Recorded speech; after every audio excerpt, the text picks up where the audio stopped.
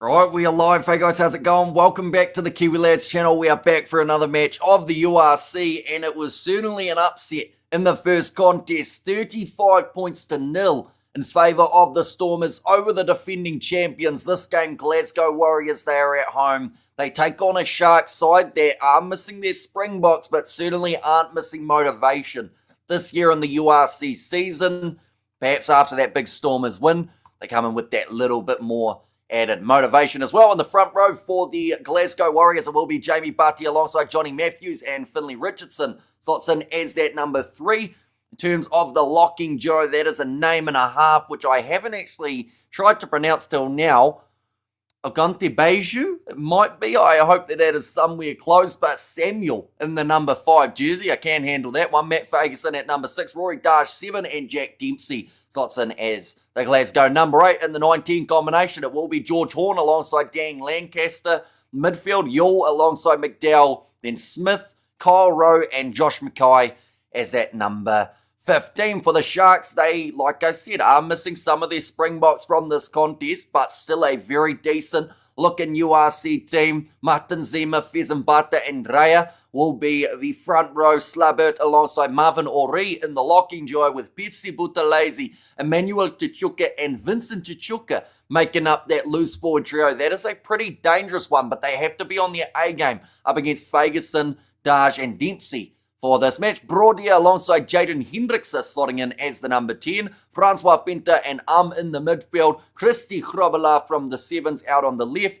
Edwald van der Merwe for his Sharks debut out on the right. And Yapinke slots in at number 15 to close out this starting lineup. We have got there, let's go the Sharks, says Lilia B. Let's go Sharks boys, says Tyrone. It does seem like the Sharks have got quite a bit of support. I will mention they come in as massive underdogs heading into this contest. The live standings, or the predictor, has them losing this game by 20 points, but it had Leinster winning by 10 and they lost by 35, so plenty can happen. That is for sure. Glasgow Warriors to win, says Mukesh. Definitely with the fact that they are at home. Looking through at the head-to-head record for these two sides, we will go like that and we will go like that. There we go. So Glasgow, every time that they have played the Sharks in Scotland, they have won. Every time that the Sharks have played Glasgow in South Africa, the Sharks have won. So these two sides are 2-2. So whoever wins this one does have the slight bragging rights in regards of this rivalry. But Glasgow, because they are at home, that is what gives them that little bit of an extra edge heading into the 80 minutes. I will mention there is also a game between Ulster and the Dragons taking place at the same time. Now, I am watching this game through URC TV, and one of the cool features is the ability to switch between screens. I've got the other game in the little corner down below. Something interesting is happening in that game. I can just bring it up quickly and see exactly what it is. We have got, hello friend, says Byron. Welcome in. Hope you're doing extremely well. Glasgow aren't going to roll over. Hamish, who's going to score first? Says Ruth. If I had to pick who's going to score first in this game, the thing is, right, it's either going to be Glasgow within 5 minutes, or the Sharks might cause a sneaky little bit of nerves and score an early try here. I feel like that's the two ways, but I can't see it taking more than 10 minutes for one of these two sides to score, and more than likely it will be from a bit of a breakaway if they were to do it. We have got Go the Sharks, there's Ina there, and Hamish looks awesome, again ready to go. Glasgow 27-21 of the Sharks is Patrick's prediction there. I do see that Ulster have made their way out onto the field to face the Dragons too, but it is Vincent Tichuka, also his 50th game for the Sharks side, so he will be beyond fired up to try and perform here. Saying Malcolm Marks will have his hands full against Montoya. I disagree. Montoya will have his hands full against Marks. Marks is a better player than Montoya, says Mornay. So that is the perfect example of reading into something that didn't need to be read into. But I said that Malcolm Marks would have his hands full, but that was also referencing that Montoya would have his hands full with Malcolm Marks as well.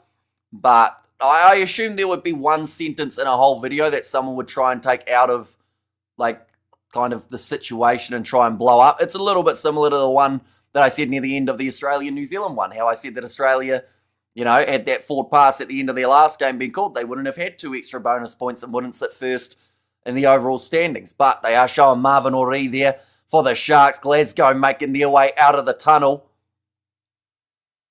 They'll be fired up to try and do what they did in 2024. Try and pull off a big victory here.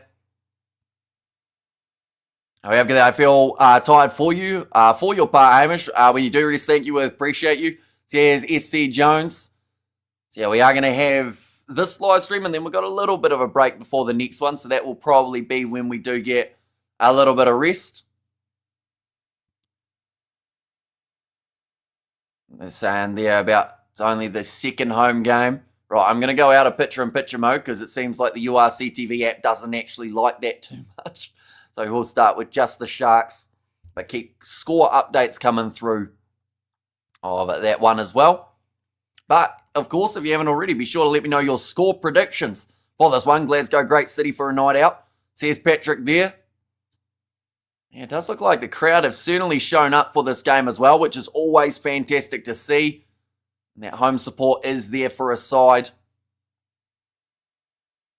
But first try scorer, Edward van der Merwe's name has been thrown around quite a bit for this matchup, and you can understand why, seeing as he has just joined up with the Sharks side. Was at the Lions and did have a lot of success when he was at that club. So this one, being at the Sharks, it should be no different. No Makazole Mapimpi for this game either, I should mention. We've got hello, Hamish. I hope the Sharks win, says Marion. Also, we've got the Sharks 32 to Glasgow 17, so going with a win by 15 in favour of the Sharks there. This game has got underway. Fun fact, URC TV is struggling to show it at the moment.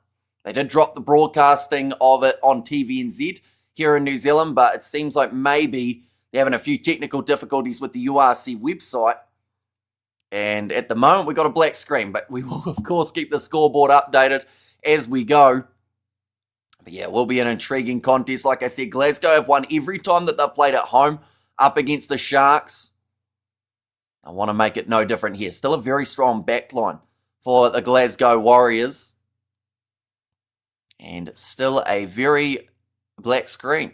Waiting for this one to hopefully fire up for the URC TV website. After the last game, I predict 111 to 144 for the winning team, says Anthony. Yeah, it certainly wasn't a scoreline that anyone was expecting to see in that game between Leinster and the Stormers. Come on, Glasgow, do it for Robert the Bruce, says Big Rig.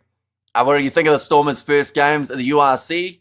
Pretty impressive. I know it wasn't Leinster's full-strength team. Still impressive from the Stormers. Yeah, they did very well. They got themselves that bonus point, which, of course, is the bare minimum that they would have wanted in such a dominant showing.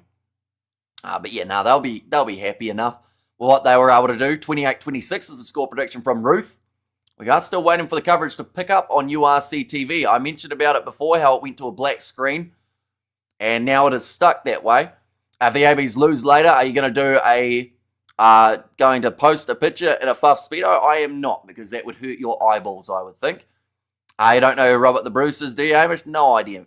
And William Wallace instead, says Patrick there. I'm going to have to try and get this up on my phone. This is not a good representation of URC TV. Oh, no, there it is. Right, just as they were worried that I was clicking off, it is going to be the ball of the Sharks line out steal.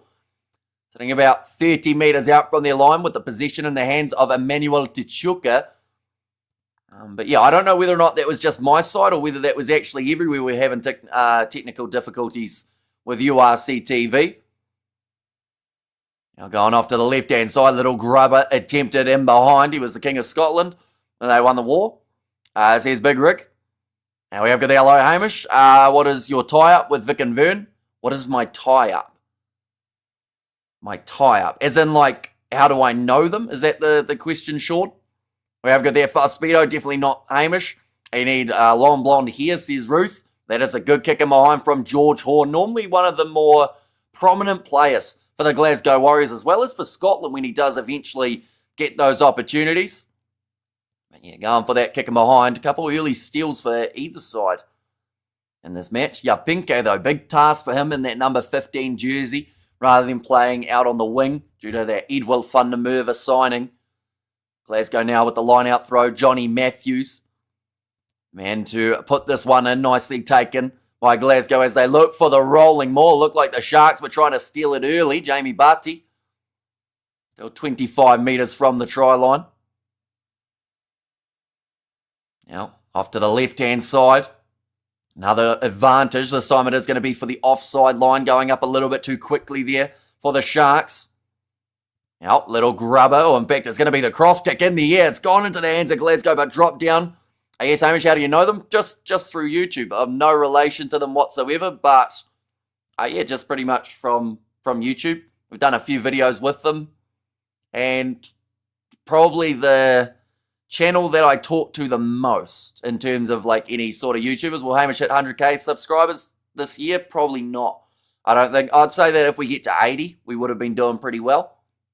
But, you know, I always say it, the goal was 1,000, and we're way past that, so anything from here is a bonus. And where to watch this match, if Sky TV or URC website, I'm confused. So Sky TV don't have the URC. It used to be on TVNZ Plus, but now because of them dropping the license, it is now on URC TV. Right, looks like there's a little bit of a chin injury here for Dan Lancaster, just has a bit of a cut underneath, bleeding down onto his neck. Despite the movie, the two never met. The Warriors, Sayers big rig there, and Glasgow pushing early. Yeah, they will look for the corner multiple times throughout this matchup because they are a side that like to chase that bonus point. They will not take that kind of backward step and allow the Sharks into this game. They'll be more than happy just to grind it out and take a solid victory early. You deserve 100k, says Sean. Greatly appreciated. But yeah, we're still a little way away. We're almost at the 3/4 mark. So that is, once again, way more than we ever did anticipate. Yep, Hamish always back South Africa. Or Brit Chariot, says Mark. But now Johnny Matthews, he is going to have himself the line-out rolling maul chance. Let's go Glasgow, start the season off strong. This is our year to shine, says Ian. And now that Leinster to have had that big substantial loss early, you know, if Glasgow get themselves the bonus point win here, get into the right positioning, like, they could actually, by the end of the season, find themselves in that number 1 seed spot, which would give them the home final, which would be massive for the side, even though they have won their final away from home in the URC 2024, only 2 metres out from the line. Again, the Sharks are having to defend. They are wearing the white kit for this contest. All big dive over the breakdown attempted, and the penalty goes the way of the Sharks. Mistake made there from the big number 4, whose name I still can't really say. So Sky TV not broadcasting the URC anymore. Sky TV didn't broadcast the URC last year either. I think it's been at least a couple years since we've seen it on Sky here in New Zealand. And one day you might be related to a South African. Says, cool story. And and Hamish says Robert V. And now, sitting only about 10 metres out from the line, it is going to be in the hands of Pepsi Buthelezi. Now Tichuka. Of course, they're going to be keeping an eye on him for his 50th game, as well as being the skipper. What was the Leinster score in the end? 35-0 in favour of the Stormers. It was a massive performance. They also got the bonus point from that game, the Stormers, so that will make them even that little bit more happy about it. Now, another penalty advantage being played in favour of the Sharks. Now, Jaden Hendricks tried the wide cut-out pass. Does get intercepted by Glasgow, so they will go back for the initial penalty again. And this is where the Sharks have a big decision to make, because this is an easy 3, or at least it should be an easy 3. They haven't got Sia Masuku off the kicking tee. I assume Hendricks would actually be stepping up to the tee today, but I think this is actually where the Sharks have to kick for the corner and look to be aggressive, and that is exactly what they're going to do. About 7 metres out from the try line, where this line-out will take place. Just had the worst super over against India, says Xander, for the Sri Lankans. It's going to be a really good night if we get the 5 points, says Ian. Yeah, we'll put them in a very strong position moving into round number 2. Glasgow, a few interesting games still around the corner. We have got their schedule, which we will look through for the halftime break. Now, nicely taken by the Sharks. Here comes the rolling maul. Fezambata has it at the back of this maul. It's kind of shuffling sideways at the moment, trying to make his way forward. It's going to be relatively well defended by Glasgow now, using their backline, going across to Yapinke, puts in the fend, but he does get tackled down by Ollie Smith. Now back across, finding Emmanuel Tichuka this time. Glasgow ain't going to get no donuts. Says Big Rig, and the penalty goes the way of the Sharks. Thought about the quick tap for half a second there, Ross Brodia. And this is an even easier 3 than we just saw. So do they want it? It looks like once again Jaden Hendricks are kicking it for the corner. They are looking for that rolling maul Where did Glasgow finish last season? So they did, in the overall standings, they finished 4th, and they were then knocked out by Leinster in the semi-final. I believe it was. Was that the way? I think it was. I think it ended up with the top 4 all playing each other, and I think they got knocked out semi-final up against the eventual champions in the Glasgow, in Leinster. Fezambata throwing it in again. That was a little bit of too early of a push there. But again, well defended by Glasgow. They don't normally concede too many soft tries. Now Hendricks are looping it around. Edward van der Merwe. Oh, what a defence that is. And they have held up van der Merwe over the try line. That is absolutely phenomenal work there. There's high fives though. He thinks he's scored it. But I think he might have butchered that one unless he got it down at the end. Is there games on Sunday you're doing? Sunday morning New Zealand time we will be doing some. But there are no games on Sunday South African time that are taking place. We're going to see it now. Edward van der Merwe, he thought he was going to score it, but Ollie Smith got underneath him. I don't think Edward van der Merwe has actually scored that. That looks pretty well held up. And how's the stadium looking? It's looking decent at the moment. Oh, hang on. What's that angle? This angle might show it. He might have actually twisted the arm round. Yeah, no, he gets it from the other angle. That is really nicely done by Edward van der Merwe. Initially, it looked like it was going to be held up, and then that ball eventually does end up coming out. Is Edward van der Merwe can Springboks? Says Mohaddin. He is going to be in the Springbok setup, but the early try for the Sharks. My prediction of the Sharks possibly scoring before the 10 minutes, or I thought either side were going to score early. It has happened. Edward van der Merwe scoring the try. Let's go, says Lilia B. I'm looking forward to the Bledisloe Cup match tomorrow. I am. I think it's going to be a great game. Australia probably going to be a lot more competitive in the game than anticipated. That is going to be a misconversion for Jaden Hendricks, so keeping the score now sitting at 5-0. Just made chicken burgers and fries. And we have some Coke Zero. Says Patrick, but Edward van der Merwe within 10 minutes has already scored on his Sharks debut. So that is called starting off in the right direction. Now that Riquas won the Curry Cup. We have got there. Did they qualify for the URC or any league? None at all. And they still haven't qualified for the Curry Cup next season. They have to play off in the kind of the playoff competition to then get into the Curry Cup, which just seems a bit wrong, really, with the fact that they are defending champs. But it's just the way that it's set up. Glasgow now find themselves with the ball in hand, 35 metres out from the Sharks line, back across, looking for the kick towards the wing. In fact, this time it's going to be in the hands of Stafford McDowell. His ankle's tied up, but still manages to find his offload. That was close to an interception, but it will be called as the knock on. Marvin O'Ree yelling at George Horn. I'm not sure why. Okay, Marvin O'Ree, I can kind of lip read, and Marvin O'Ree's just thrown the ball at his head. So Marvin O'Ree pretty much said, zip it, shut up. I'm talking to him. Talking like to the referee saying, I'm telling George Horn to shut up. And then he threw the ball at his head. Now, Horn could have caught it, but he kind of just kept his hands down and took it in the Swede. But we did see that last game. A little bit of a warning for both sides. Hamish, do you have a side on the Coca-Cola versus Pepsi slap fight?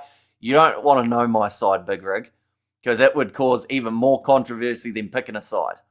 Do you think Pollard will ever win? Pollard will probably win many times, I think. And Pepsi Max is good too. So the Riquas need to qualify for the Curry Cup. No, that's insane. Well, says Xander, yeah, they have to go through the qualification process again next year to be able to even defend their championship. Both front rows going down.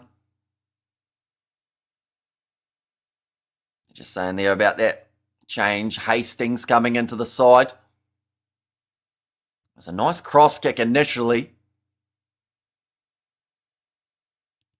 Now Pinke getting across and does make a crucial tackle. He was actually defending out on the wing there, even though he is in that fullback role for today. Now George Horn. He does normally do quite a bit of talking out there on the park, but his actions also do speak for themselves when he is getting it right. Being told to feed this ball in. And the penalty goes the way of Glasgow Warriors. They could take on the 3 if Hastings wants it. But normally what Glasgow like to do is just keep on repeatedly going for that corner until the opposition eventually breaks. And I do think we're going to see that here. They will feel confident. Last rolling maul, they did make quite a few meters over the Sharks. It was just the fact that they chose the wrong choice for trying to make it over the line. Talking about that scrum dominance, we saw plenty of it for the Stormers up against Leinster. O'Mahony mustn't miss tomorrow, says Mohadeen. His last game, he only missed the one, though. And it was one of the best Marnie Libok games that we had actually seen from that man, possibly ever in a Springbok kit. So I think he gets a lot of unwarranted stick, Marnie Libok. And hopefully he can back it up. Wait, Hastings is on already. He is due to a late change. He wasn't initially going to be in the starting lineup. Oh, actually, sorry. It's only the change because of, what was his face? Lancaster took a cut to the chin, sorry. So he ended up going off, I believe, for a blood bin to try and sort that out. And that brought Hastings onto the field. Sorry, I got myself confused there. What happens if the game is a draw between Australia and New Zealand? It'll be a win for Australia. They would certainly take it. Although, of course, if they're as close as a draw, that's weak defence out wide. And Kyle Rose scores the try for Glasgow in the 13th minute, just slipping down the wing. I want to know who was actually marking up with him there. I assume it would have been Christy Hrabala, but it may have actually been Yapinke who ended up out on that side. Put some stitches in it. We're going to see it looping around here for Glasgow. They're only the 5 metres out from the line. Oh, it's just frozen, so I'm not actually going to get to see. Oh, no, here it is. So Christy Hrabala had to run forward. Yapinke out wide just, didn't quite get a hand on him. Got the face palm there from Lilia.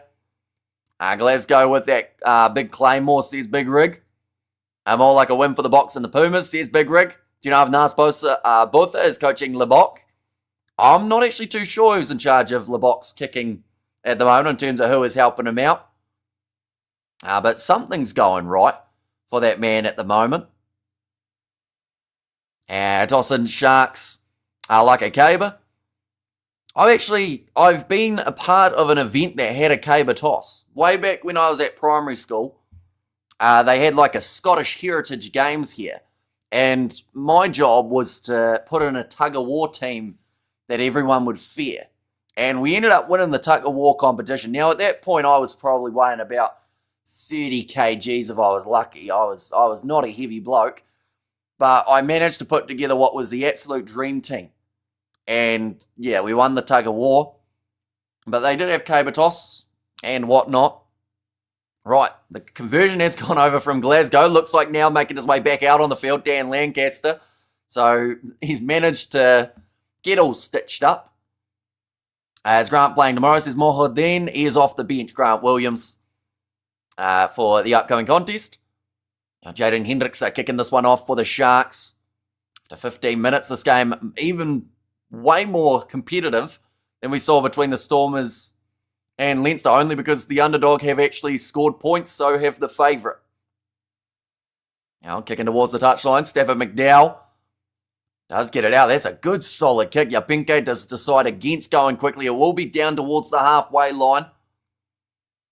What do you think of the Springboks games? There's Mohadeen. I think it's going to be an exciting one. They are at home. They have won 4 of their last 5 in Durban, just that one loss to the Irish in the closing moments. So, they'll feel confident. They're 18 over the Argentines from their 19 games in South Africa. We have got there, isn't Grant Williams injured? Oh, yeah, sorry. He is not off the bench, is he? For Williams, he's got that little bit of a knock. Who they got? They got Reinach starting and then... Oh, sorry, Fundenberg's off the bench, isn't he? You're meant to throw it so it flips completely. Better don't understand the caber toss. You're not supposed to throw it as far as you can. So here's Big Rig. Now ready for this line-out throw. So there, Fizambata. Ready to get this one in. Nicely taken. Going off to the right-hand side. The Sharks sitting 40 metres out from the line. Hendricks are looping around. He's got a big task in the fly half jersey for this game. Little kick him behind from Christy Hrabala. Goes straight to the Glasgow Warriors. And now we'll kick it back downfield with George Horn. There's a massive amount of space. And that one probably will pull up about 5 metres out from the line. So Hrabala has to get back. Looks like he's going to try and run this one out and does drive up about 15 metres from the line.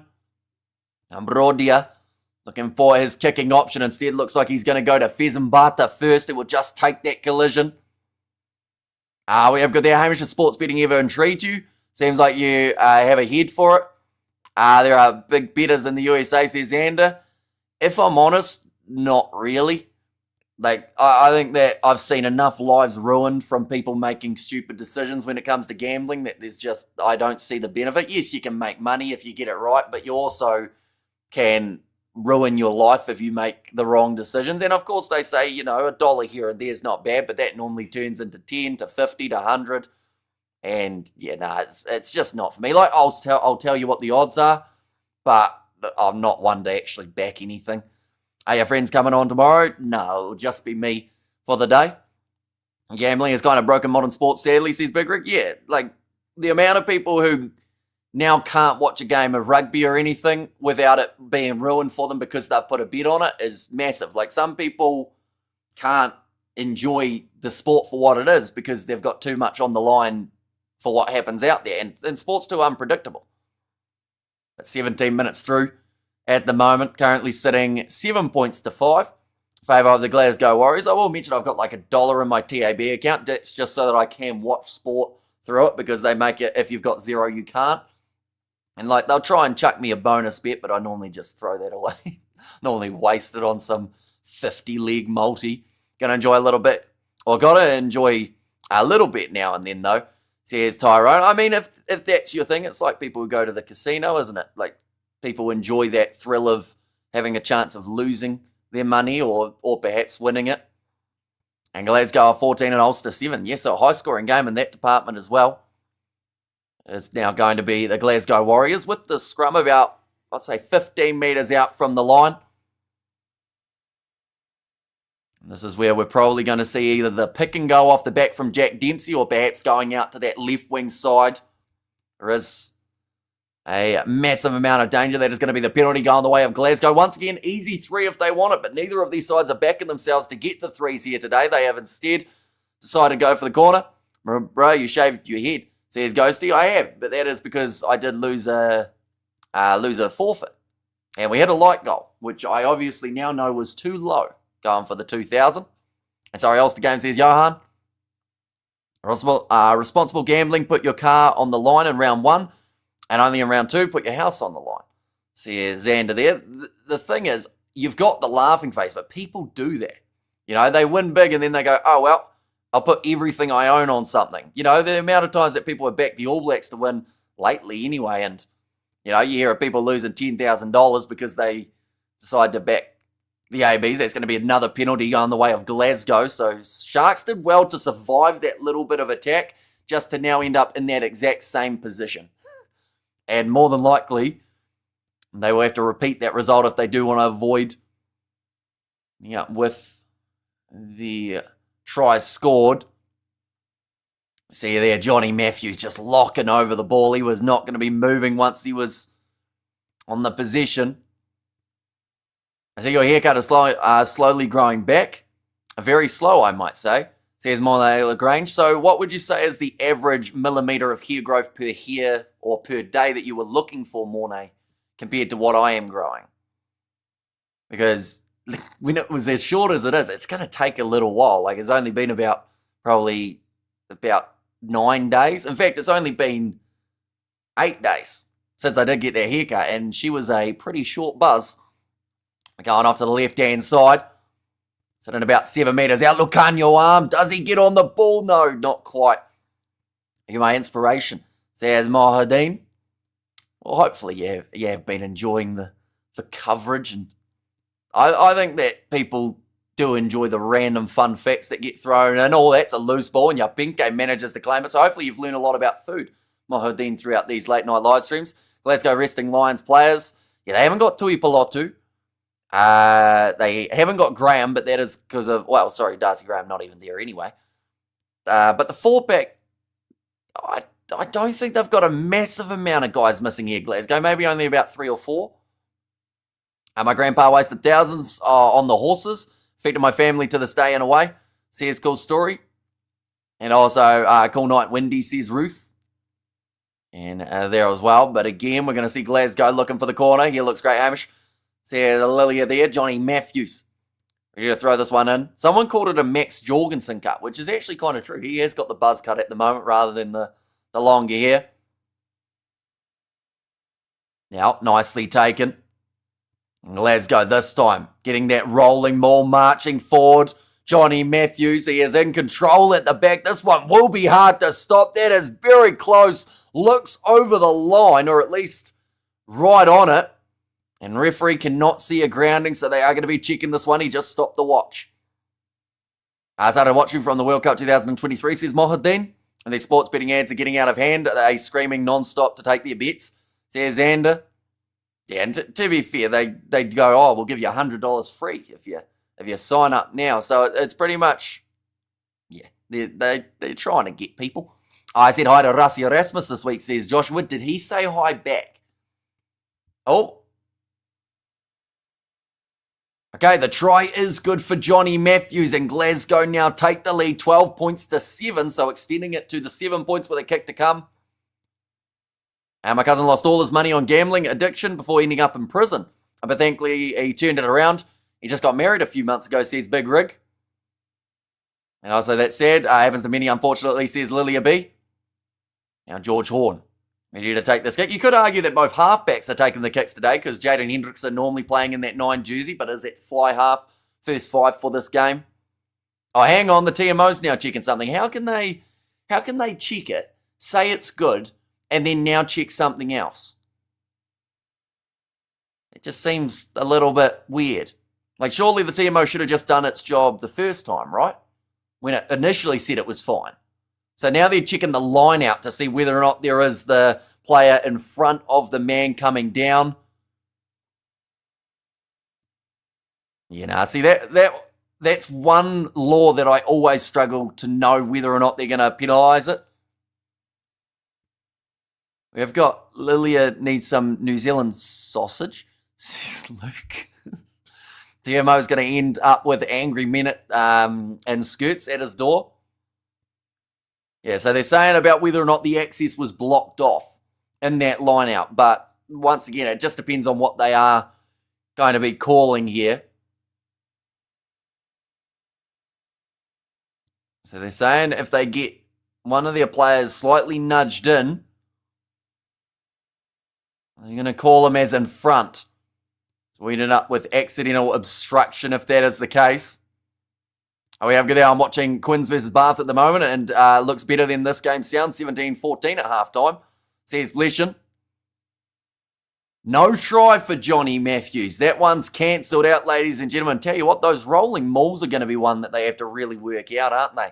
Because the amount of times that we have seen players get penalised at a rolling maul recently is far more than ever before.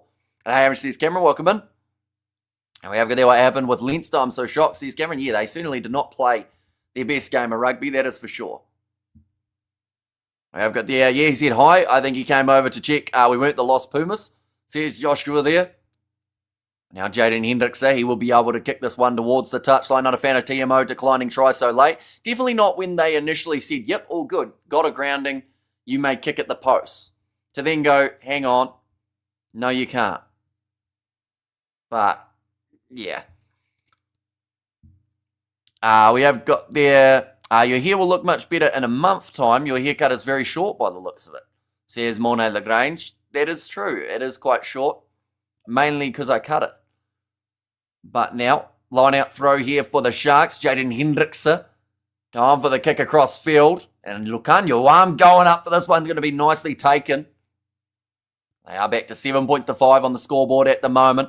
My app shows 7 points to 5. Yeah, so Glasgow just scored, but then had it disallowed.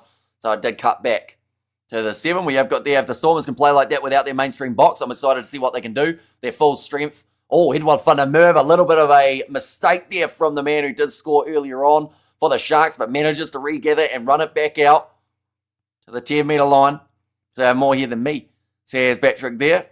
And Leinster see regularly get hammered in South Africa, nothing new. It is new, though, that they didn't score any points. That was something that we were looking through it, and we couldn't find the last game where Leinster had 0 on the board. But now, kicking into touch, nicely done by Brodier. As it wasn't Leicester's A-team, not really.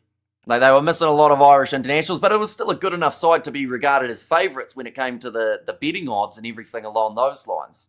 So you would think that with that, they would not have lost 35-0. Now Johnny Matthews ready to throw this ball in again. Let's go. I've been getting that rolling maul going quite nicely, although they'll be a little bit more hesitant with the way that they join up with it now. Now, nice break and run there. Almost went straight back into the hands of the Sharks, but it was a good run from Rory Darge. Now back across to the left-hand side, Glasgow. Bit of hesitation there from Dan Lancaster. And neither was it a Stormers A-team. Exactly. They were missing Sasha, Valimza, and also Reinach in their lineup. Now back line here. Mackay getting the offload away. Little grubber attempted, and it will just go into touch. Too much on it from McDowell. Can you explain why the points was taken away? I'm new to this. So pretty much they scored. Well, it looked like they scored, but then the TMO, which is the TV match official, looked upstairs and found a little bit of obstruction in a line-out, which did mean that they had their try taken away and the penalty went the way of the other side. We have got there, unless it's a conspiracy, they pretended Leinster were the favourites. To con people, says Big Rig.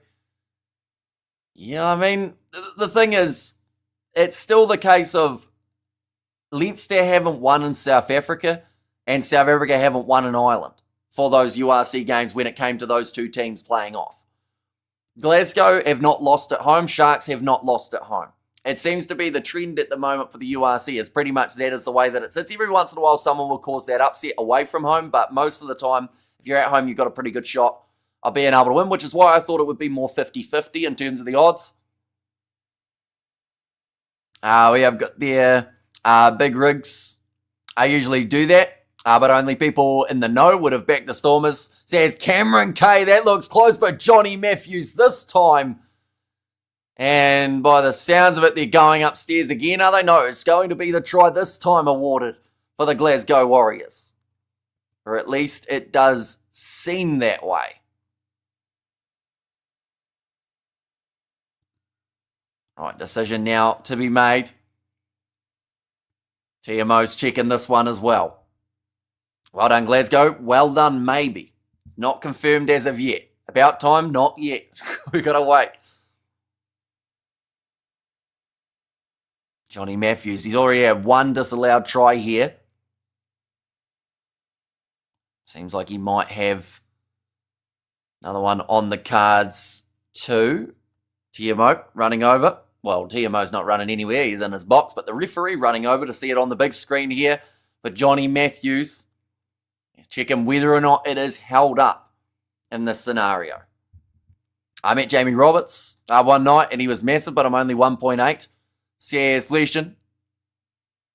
I think rugby will ever be as big as soccer. I swear there is a soccer match literally every day somewhere. I don't think it will ever get as big as soccer and football is. But, you know, I think it's just because of the fact that in football, the general rule is you get a ball, you kick it in a goal, that's how you score. We've just seen Johnny Matthews cross a try line, but it's not a try more than likely because that ball is fumbled. So I think that football's universally much easier to explain and also to pick up if you haven't watched it before. Now, some people, it's not their game, you know. Some don't like it that much, but, you know, globally it is definitely much more well known. Football is a religion in some countries. Ooh. So Johnny Matthews, they're just checking to see whether or not that was grounded or whether he maybe did juggle the ball. Right. It's going to be a knock-on, no try for Johnny Matthews, and the score still remains 7 points to 5. And he's starting to wonder what he actually has to do to score here in this contest. We have got there, do you think it's a try? It looked decent, but I thought it was maybe held up, but instead it's actually been the case of they've said they've found a knock on. What's up, man? Says Ethan Hooker. Welcome in. Hope you're doing extremely well. Right, referee's just explaining it there. His microphone is turned off at the moment. I think Glasgow were just asking the question whether or not they had some sort of penalty advantage in play, but currently 25 minutes through and already TMO has been involved in every single try. 2 of them have not been awarded. 1 of them has. We have got there the sport confusing. Says Rizzle, I can understand that. If this is your first game of rugby honestly, there are so many rules and little intricate things that can happen that it would make it very confusing. Now this one's going high. Nicely taken by the Glasgow Warriors. We have got their rugby getting popular in NC, says Rizzle. And George Horn fighting for that position in the breakdown, going off to the right-hand side, and it's another knock-on. Lucanio arm, rather than running it, will go for the kick in behind towards the 22. The Glasgow Warriors. Yeah, I'm doing well. Yeah, I'm doing not too badly. We have got their 1.4 or 1.42 billion viewers. I watch France vs Argentina in the World Cup final now down the wing. Here's Johnny Matthews, but he's tackled this time by, I believe it would have been Tachuka, captain for this contest. Rugby will never reach those numbers ever, sadly, says Big Rig. And soccer fans go crazy in some stadiums. I'm amazed how these stadiums don't implode. Says Xander, little chip in behind, nicely taken by the Sharks again with Yapinke. Passes on the outside, and it's not quite claimed by Christy Grobbelaar, although they've said that it hasn't touched his hands, in which case will still be the Sharks' possession. Are you going to Australia for the World Cup? I am not, no, but we will be covering it on the channel with a little bit of luck. Now, little knock on now from the Sharks. Glasgow are going to have themselves the scrum feed. Currently 26 minutes through in this game. And the way that it sits, it is a pretty low scoring one. Why are the Glasgow Warriors not taking the 3 points? I think want to score tries, 3 points as points. As better than nothing, says Morna. You could ask the same about the Sharks. They have turned down 3 opportunities to take 3-pointers in this game to also try and chase the corner. Finally, the UFC started, says Ethan Hooker. And also not again, says Roof. And first time Leinster was kept scoreless since the start of the URC, says Johan. Yeah, it felt like it just, like I said, it was the worst Leinster performance I think we've probably seen since the URC has begun. Also depends on what you count, because cricket also has a huge body count, fans, but a lot of that is India doing heavy lifting. Says Big Rig. Looks like there's a bit of an injury at the moment for, I think that is Fezambata, just getting his knee twisted a little bit. There's a lady dressed as a banana going for South Africa in this contest for the Sharks.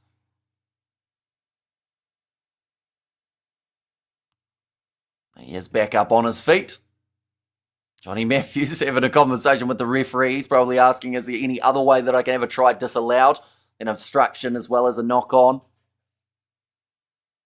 But still the 13 and a half minutes remaining in this matchup. I will mention we have got plenty of games coming up later on today. After this live stream, we will be scheduling all the matches.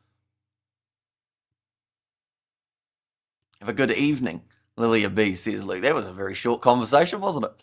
Oh, we have got there Wednesday under-20 Springboks playing. They won't be playing up until, I believe, next year's under-20 Rugby Championship is the next time we see them in action, unless they've got some under-20 games planned for around the corner. How big is Rugby League? For some reason, I never followed or loved it.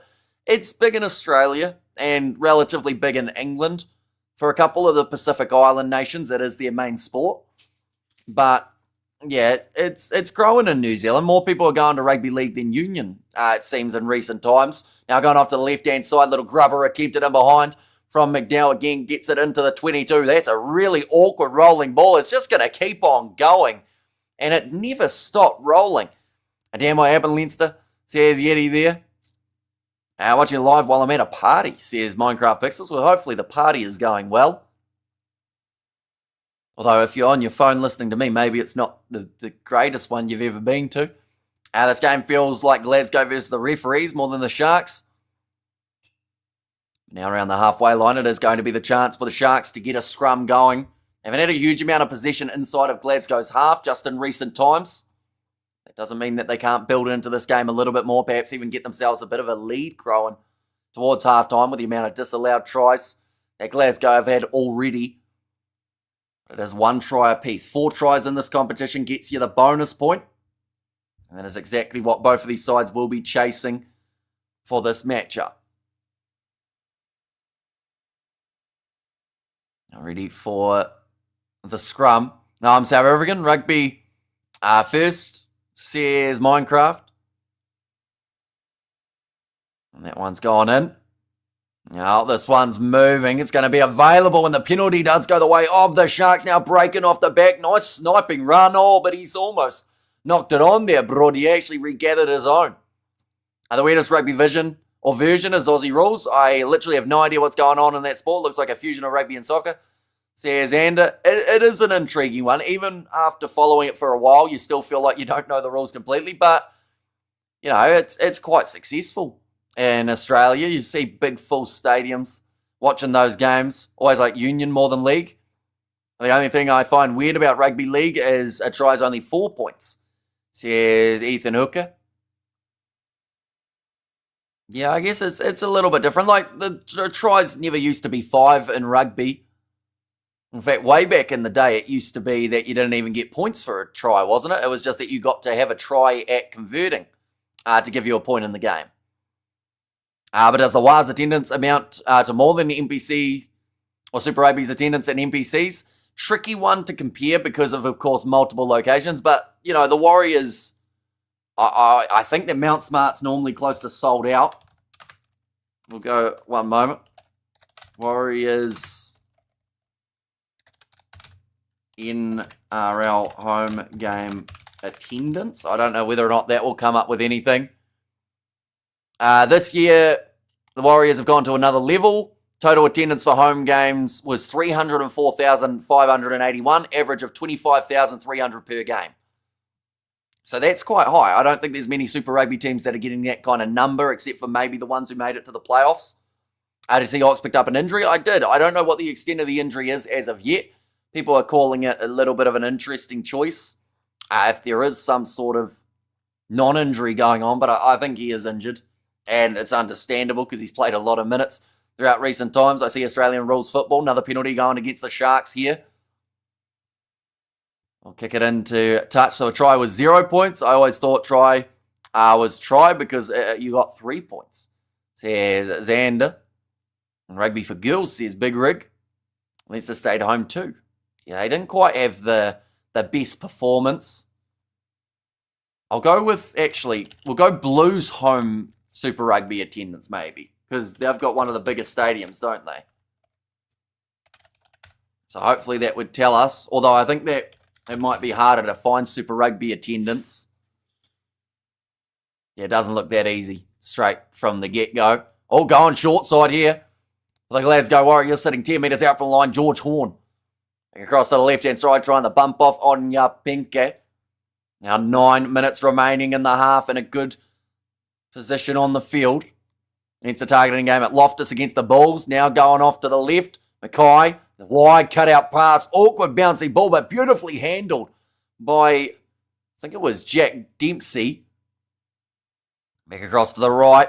Jamie Butty only 3 metres out. Pick and go from Glasgow. 1 metre short for Dempsey. Pick and go again from Matt Fagerson, who does get the try. And Glasgow now extend their lead just a little bit more. But why you put a flank in as a prop? Though, because that's the replacement, says Ethan Hooker. So they've had a bit of a reshuffle. So the replacement is Boan Fenter for Oxenshire. They've moved Jan Hendrik Vessels into the number 17 jersey, and Marco van Staden's actually replacement hooker for that match. So they haven't necessarily put a flank as a prop, but with a bit of a reshuffle, they've still got guys roughly playing the positions that they would. But you'd also assume that Malcolm Marks may be expected to play 80 so that they can use Van Staden as an extra loose forward replacement later on in the game. And then the TMO comes back in. Says Big Rig. Yeah, we haven't had him just yet, but I assume that it's going to be all right. Yep. George Horn with this kick. 12 points to 5. 7.5 minutes remaining. And comes around, and the score is good. Hasn't Van Staden played hooker before? He is as a part-time hooker. He did get a lot of criticism, and the reason that they didn't go back to it was because it didn't really work. But, you know, Russie's the type of guy who will try something over and over again until it does work. And eventually he's got to come right in the hooker department. I think he's been playing some of his best rugby at 6, though. So I think what they will do is use him as a loose forward. And it's just on the team sheet, you got to have a replacement hooker or else people get a bit concerned. So it's just easier to list him as the 16. They gave part-time hooker criticism. Not that progressive of them. Says Big Rig and also G's low score. Scots haven't had another 14 points. Says Roof, and that is now going to be the scrum feed for the Sharks. Sitting 25 metres out from the Glasgow line. This is a good position. Try and fire straight back. Sharks have a weird way of playing where they're always behind, and then in the last 10 minutes they try and come back with a miracle win. Yeah, it did happen quite a bit throughout last season. They definitely caused a lot of stress to their supporters. See there on the Glasgow collar at the back, it's got whatever it takes. Will take quite an effort in this game, even though they came in as the favourites, to be able to win this matchup. But now, sitting with just the 6 minutes remaining in the half. And Sharks playing Springboks game plan. Says Ghosty. Ready to feed it in. It is Brodia. Our plan is to lead them into a genuine sense of security. Then we strike. Says Big Rig. Yeah, just talking about the players that are missing from the Sharks side. They actually mentioned Apalele Fasi, but of course with the injury, he was going to be missing anyway, no matter what the selection was looking like. Now Brodia with a wide cutout pass to the short side, gets it off to Emmanuel Tichuka. Now left again. Swear if they can break through and score themselves a try just before the halftime break, it could bode very well for them. Bachi's got a bit of a stinger on the shoulder. And Ace says, "What's up, guys? Podcast, welcome in." Now off to the left-hand side. Going to, this time, Emmanuel Tichuka. Off to the right. Oh, bit of a spin there from Jaden Hendrickse. I'm talking combined, obviously Super Rugby attendance together. It's more than the Warriors, but could another league team do well outside of Auckland with its island of population? They've talked about another league team, but I think they wanted to get the Warriors on the right track first. Oh, that's going to be close. Told to get out of it, is he? I know they're going back for the original advantage. But yeah, like they've talked about a Christchurch team as an idea or something along those lines, but it hasn't really led to anything major just yet. I think Australia will break the Eden Park streak. It'll be a tricky one, but I mean, they've played some pretty decent rugby as of late. And, you know, I wouldn't put it past them to really put in a good effort here at Eden Park. And, you know, New Zealand have looked beatable throughout this rugby championship. Every side has. Everyone's lost 2 games. And do you have any score prediction for the games tomorrow? We have done previews on the channel, and both of them I have got my predictions in them. But back in both favourites for the better chance of winning.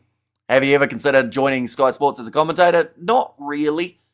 Mainly because I think you have to be an ex-player to really have a decent shot. Plus, I'm not like media trained, so it's a very big risk putting me in front of, oh, that's a drop ball, that's a risk that has not led to reward for the Sharks, kicking for the corner again here. But yeah, I'm not media trained, so I'm just as likely to drop an F-bomb on live TV and get cancelled. Then Christchurch hosts the first sub-4 mile or minute mile race. No idea. It's got pulling foot at the moment. But yeah, the call.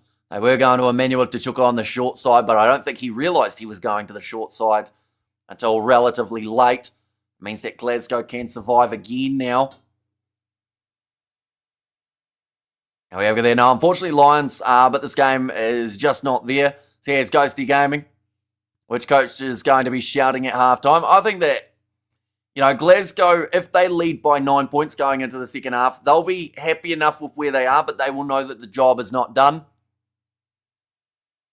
But, yeah, I think that the Sharks, even being this close in this game, we've got to remember they were expected to lose this game by 20 points. And they were big underdogs heading into it. So, you know, they wouldn't mind this scoreline, I don't think, other than the fact that they just butchered that try. That will be the one thing that probably annoys them the most. We have there to get media trained. Takes 45 minutes, and you get a certificate at least. So here's Xander. So you think I should just send them my certificate and see what happens. Now, George Horn puts that ball into touch. Nicely done. We have there beautiful, beastie, cool story. And which coach? Oh no, I read that one. And the cat has won its way into our hearts. This cat. Which cat? I must have missed one. Did you get an update on the Argentina team? Says Mohadin. I didn't know there was an update on the team since the lineup was announced. I wouldn't be surprised if there's a late change at some point. Like, injuries happen, and they've been happening quite a bit throughout international rugby. Look at Oxenshad not playing that game up against Argentina now due to a late injury change. I think people are more concerned about what extent the injury is for the Big Ox. Now ready to throw this ball in. Fezambata. Sitting only about 5 metres out from the try line here. To the left-hand side again. And the Pumas, Gonzalez and Matera. Says Ruth. Now off to the left. This time Vincent Tichuca. Captain wouldn't mind crossing the try line there.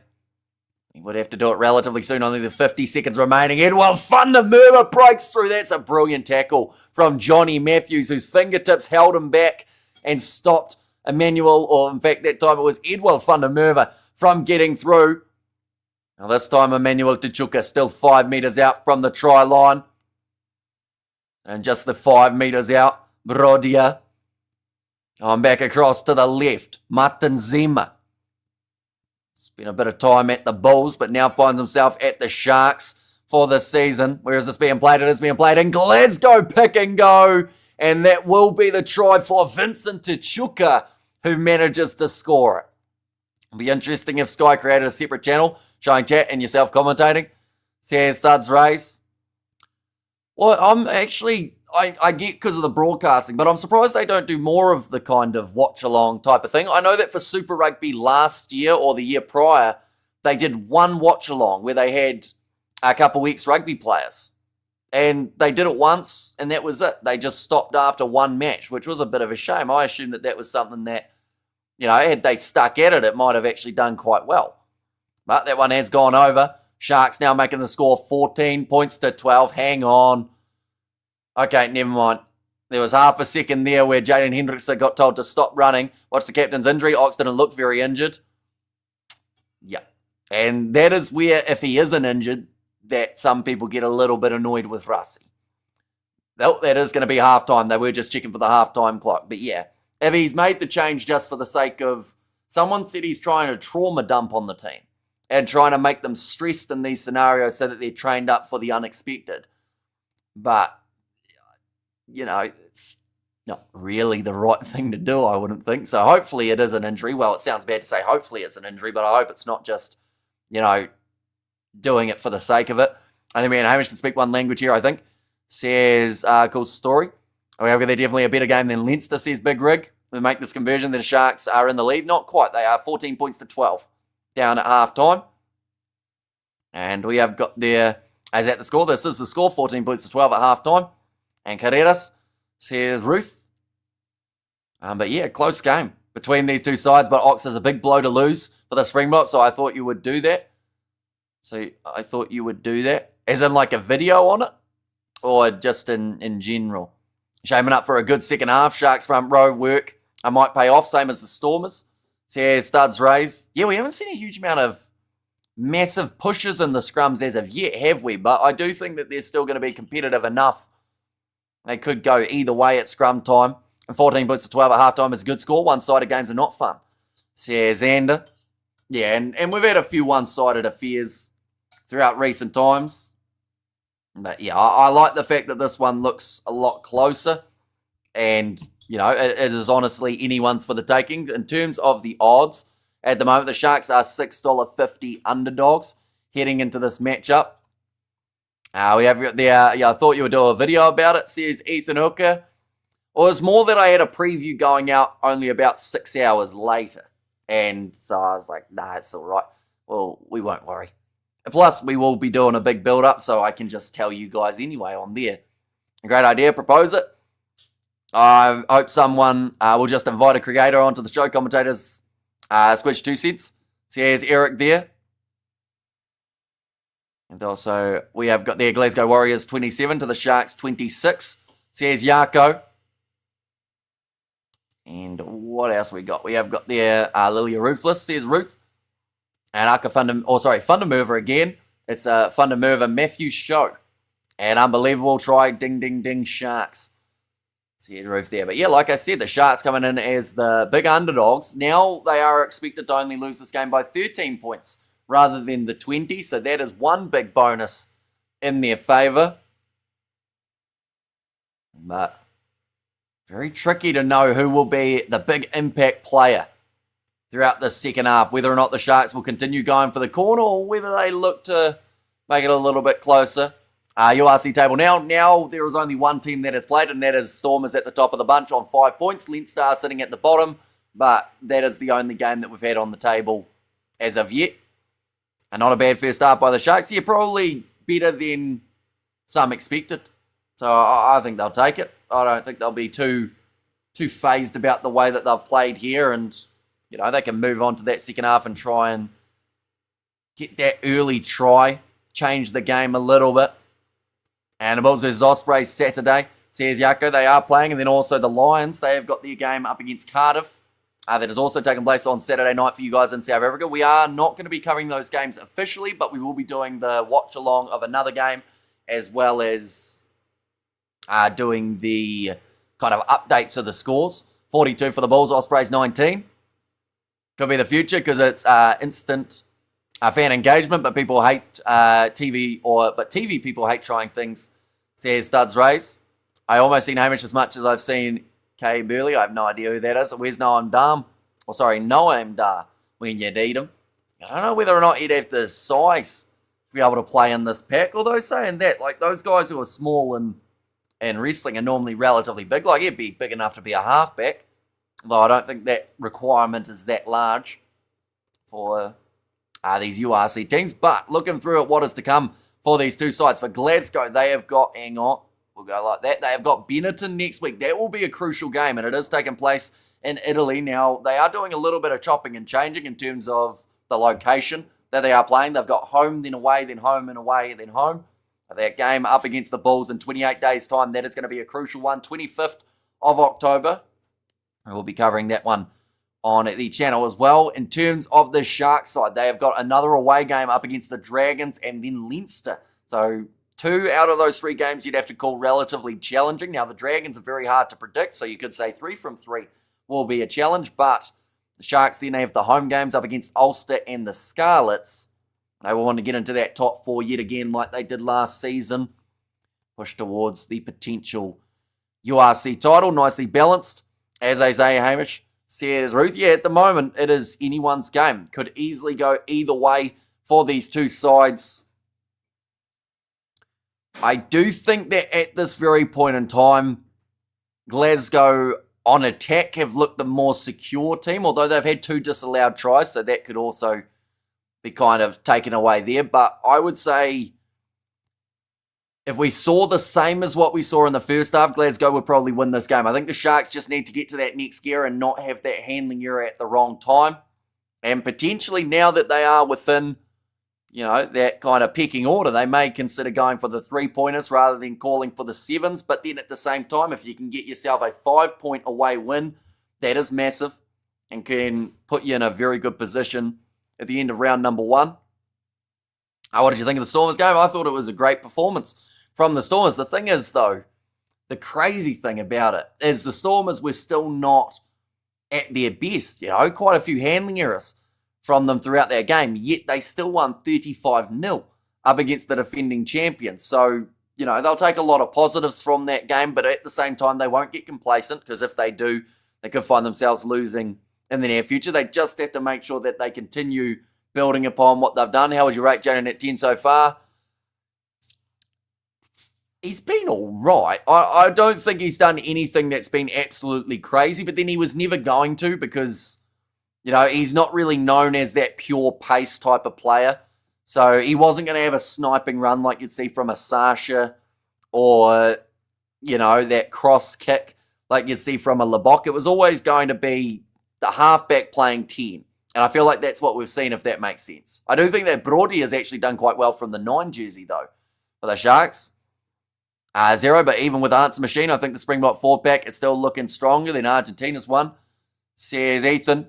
And Boomer sharpening their fangs, says Ruth. And there as well, but we are not a mile away from the second half getting underway. So anyone who hasn't already, be sure to get in a score prediction of what you think the end score in this contest is going to be. Which bot got a broken ankle? I assume that's Upper Lelefasi that you're talking about in that regard, but he's going to be out for a little while. Sadly, will not be back for the rest of the Rugby Championship. Maybe not even back for the November internationals, depending on the recovery time as well. But I doubt they'll want to risk him, definitely with how crucial he could be moving forward for South Africa. They've also got Billy LaRue back in the squad, so worst case scenario, they've got themselves that little bit of cover. Let's go the Sharks. Says Johnny Blaze. And also 28 points to 31. Favour of the Sharks, says Dominique. 5 minutes, or maybe even less than that, maybe about 3 minutes away from the second half starting up. I did see the Sharks score the first of the first 40 minutes. Edward van der Merwe managing to score that. Saw Johnny Matthews have 2 close calls, but never end up with the actual try. And I wonder whether or not Glasgow would go aggressive here with their mindset and continue looking for the corner even in a closer game. I think it's something that they do try and do no matter what the score is. Vasi had surgery a few days ago, hopefully back by November, says Lilia. And they dropped Villy and then asked him back into the South African squad. Yeah, so pretty much he got taken out and then straight back in about half a week later. But yeah, I just hope they don't rush back Fussy because, of course, going up for those high balls, you want to be at 100%. You don't want one of those scenarios where he returns and then gets injured within 1 or 2 games and then he's out for even longer. Bulls beat Leinster by 62 points, meant nothing, lost the finals, so Stormers did good, but no hype to win 35-0. Yeah, although it's the first time that we've seen Leinster be scoreless since the URC started up. But like you said, it's going to come down to where they finish. That points differential, it's going to be tough for Leinster to make it up, but it will only take them, I'd say, 3 or 4 weeks, and they'll be back up in the positives. And the momentum will be crucial, keeping that movement forward. Says Ruth. But yeah, also just that bonus point for the Storm is huge for them. So, yeah, I think that there's still a lot of positives that they can take from that game. Your frozen mouse story reminds me to be grateful for everything I have, Hamish. Says cool story, and the momentum will be crucial. Says Ruth there. And I would say at the moment the Sharks have got that momentum after getting themselves the try right at the end of the first half. Do you think Angus Gardner has buried the hatchet with Rassi? I didn't realise there was a hatchet that needed to be buried. Because I know that it was Nick Berry who had the 50-minute video made about him, rather than Angus Gardner. We have the Sharks win. It will be good boost for the first game of the URC, says Ghosty. You're right, Glasgow love them all. Sharks need to give them some exercise in the second. Sharks 35-21. Seeing that the Argentina players fade away in the second half, and then the Springboks too, while in the second half. Okay, the Sharks says memento there. They're just showing that last-minute try of Vincent Tachuka. Again, Glasgow couldn't get any momentum because they attacked for ages, and it was all disallowed, says Big Rick. Yeah, a couple disallowed tries thrown in there. The Glasgow Warriors, sadly for Johnny Matthews, anytime he touched the ball, they were pretty much disallowing it before he even got to the line. But a couple crucial tries still being scored by Glasgow. It'll be a pretty big boost since they have never won here. You think Damien McKenzie's biggest weakness is the high ball, or is he okay with it? He's normally not too bad, McKenzie. I do think from the 15 role, like, New Zealand as a whole have been terrible under the high ball. Like, Will Jordan's never looked so bad with an aerial challenge. So I don't know if McKenzie can take all of the blame for it not going right. McKenzie did actually do very well in that game that he came off the bench at Eden Park due to the early injury that we did see. So, you know, I would argue that in certain game scenarios, McKenzie can actually be very solid under the high ball. It's just, you know, if he's going up against someone who's a lot taller, then there's always going to be that discrepancy a little bit. Ouch, shots fired at Will Jordan. I'll be honest, he's looked bad under the high ball, which is weird to say, because normally he looks safe as houses. Thomas best part was a strong scrum. Sharks is very much a second half team. It orders well for the Sharks, says Mornay, and they are just about to kick off the second half. Jaden Hendrickse will be going from right to left to get us back underway. 40 minutes of all-out action between these two sides to determine who wins the opening round of the URC between these two sides. Plenty of other games also still to come. Now, it's going to be kicked off. Taken there nicely, just on the 22-metre line. Edward van der Merwe looked like he came in to try and get his hands on that ball, and he might not be a mile off being able to do it there for the Sharks. This could be big. No, George Horn does get it out the back. Bit of a rough pass, 2 in a row in terms of the rough pass department for the Sharks. And now find themselves on the attack, or for Glasgow, I should say. Will Jordan? No, he won't. And here we go. Says the What's Up Guys podcast going off to the right-hand side. Horn. And if they did get themselves the penalty advantage here, a 3-pointer would give them the lead. For the first time since the early stages of this match, getting over the ball for Glasgow, though, and winning the steal. I believe it is Rory Darge who's locked himself in there and has got the crucial turnover, but a couple rough passes in a row there for the Glasgow Warriors. On about 4 or 5 rounds, we will know who the contenders is. Not after one round. It will be the same bunch as past few years, says Eric. Okay, so you're pretty much saying Stormers win means nothing. But I'm pretty sure it would mean a bit to that side as well in terms of just building confidence. And you got to get those points early. You know, you look at someone last year, the Lions, for instance. They didn't get anywhere near enough points early on in the year. And because of that, by the end, they were playing catch-up the whole way. So, you know, I would much rather have 5 points in the first round than have a loss and go, oh, but at least we can learn something from it to try and kick it in the guts for the later stages. Definitely if you're going to be around that kind of 6 to 10 mark. Nice offload there from Glasgow. That one, not so nice. Now, Pinke. Going to be kicking this one in behind. Now going into the hands of Kyle Rowe. Seeing a bit of space into the 22 of the Sharks. Back there is Vincent Teshuka. And bonus point enforcing the other team to swallow a donut. That's a big start. Says Big Rig. Your hair looks slightly longer. Well, it does grow. So it will probably look longer next weekend as well. Jaden Hendrickse ready to kick this one into touch. Does just that. Gets it to about maybe 32 metres out from the line. Now over there, Johnny might get a 2 try scored in the second half. I need to keep this pressure up. Sharks warming up, says Roof. And that was a big opportunity just then to be able to score. New season means new history, says Memento there. Now thrown in. Goes to the back. Glasgow able to claim it.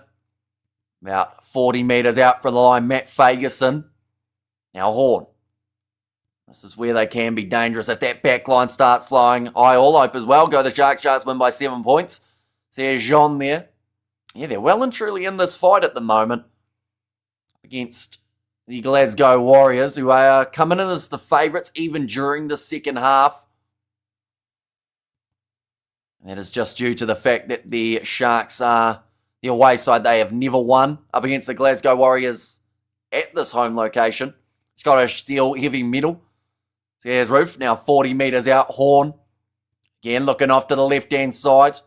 Wide cut-out pass going into the wide channel, and cutting back in was Ollie Smith. A Sharks didn't fly across the world just to lose. So here's Big Rig.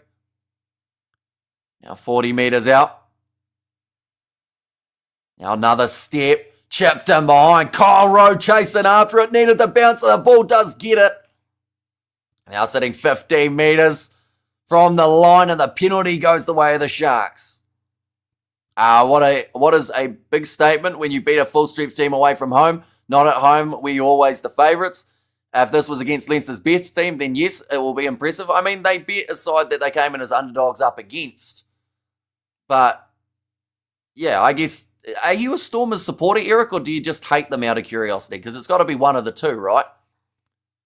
But it's a good kick in behind. Like, a win's a win. 5 points up against the side that are going to be right up the top. Like, that might stop Leinster from getting a home final, which well and truly opens up the door for not just the Stormers, but every other side in the competition. Looks like Marvin O'Ree has got himself a little bit of an injury. If you play rugby, and if so, what position? I was out on the wing. Believe it or not. Bad loser, says Memento. Oh, I hadn't thought about the fact that if he was a Leinster supporter, maybe I should have asked that as well. Never mind, that might actually be it. But Marvin O'Ree back to his feet, defending well the Sharks, says Ruth. Was Colin wing or fullback for New Zealand? Maybe he was both, mainly fullback, but I think he dabbled in the wing just a little bit. every once in a while. Now Jaden Hendrickson, after this penalty, they will be able to kick it towards the touchline. Did he score any tries? So I was out on the wing, and we had a very greedy 9 and 10 combination that would never pass the ball. So I touched the ball, I believe, twice across 2 seasons, and I got a try from one of those 2 touches. That's it. Never touched the ball other than that. It was just pretty much tackling the opposition because they kept losing us the ball. We have got there, Hamish was just too good, and after 150 back-to-back wins, he wasn't enjoying it anymore. Says Big Rig. Yeah, just showing the bench here for the Sharks starting to warm up. Cullen played a few outside centre. Eric, do you watch tennis? Says Lilia. Now Jaden Hendrickson kicking this one in behind, setting it deep. This one will not stop. Or at least it shouldn't in the in-goal areas. There's just no grip to the surface, so it just keeps on going, and the Sharks will have to go right back to where they kicked it from, and it will be a Glasgow Warriors scrum. Do you stop a cat from going to the toilet in the kitchen sink? For now, we are covering it with a bodyboard, says Cool Story. Or how do you stop a cat? And Hamish was a bowler and a spinner. Sharks close games very good, except Sharks to come, or expect Sharks to come back strong. Yeah, they normally do in the later stages of these URC matches. Definitely throughout the second halves of last year, they seemed to just find a rhythm, and it was their scrum that was really winning them games late. So whether or not that will be the case again here, they were just able to bulldoze sides and, you know, force them into awkward situation. The Sharks will win this one, mate, says AJ. Yeah, if they were able to get themselves the underdog win, it would be massive for their confidence heading forward. At the moment, they are $6.50 underdogs heading into the last stages. We have got there. Could you please not put up the score ahead of commentary, please, Xander? Ruins it for us, or for those just trying to listen to Hamish. Says the Lucy. See, I miss Xander's. Where did Xander?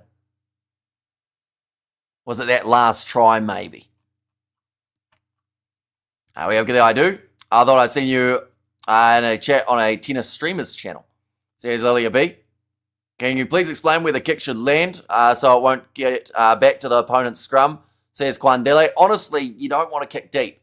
On a pitch like this, it's the same as kicking at altitude in a way. You don't want to go for that deep one that's landing anything near 40 metres out from the opposition line, because it will just keep on skidding on. Now backline movement here for the Glasgow Warriors. Now a little pop pass up, the no-look pass from Glasgow, sitting 15 metres from the line here. Horn goes across to Alex Samuel, chopped down by Martin Zima. Now looking the other way, great rush defence from Yapinke. And Ox has an unspecified injury, according to box management, who declared he has a little injury, says Johan. Yeah, it sounds like it's luckily something small, but it does bring a lot of question marks around that selection now of having Maka van Staden as the 16. I think that they're going to make Marks play the full 80, if I'm being honest, if he does avoid an injury, and then that is where we'll see van Staden go into the loose forward trio. We'll be commentating tomorrow's game, New Zealand-Australia. We certainly will be. We'll be scheduling that one probably about 30 minutes after this stream ends. Now backline movement, Johnny Matthews cutting back inwards. And they'll go back for the original penalty. It's like that every start for all URC sides. Any predictions for the Springboks game tomorrow? Says Ghosty. We have there. Hamish couldn't even name a tennis player. That's not true. I named one. You asked name one who was active, and I said Novak Djokovic, and you said, oh. We have got there. I only watch tennis for Emma. That's quite the last name, isn't it?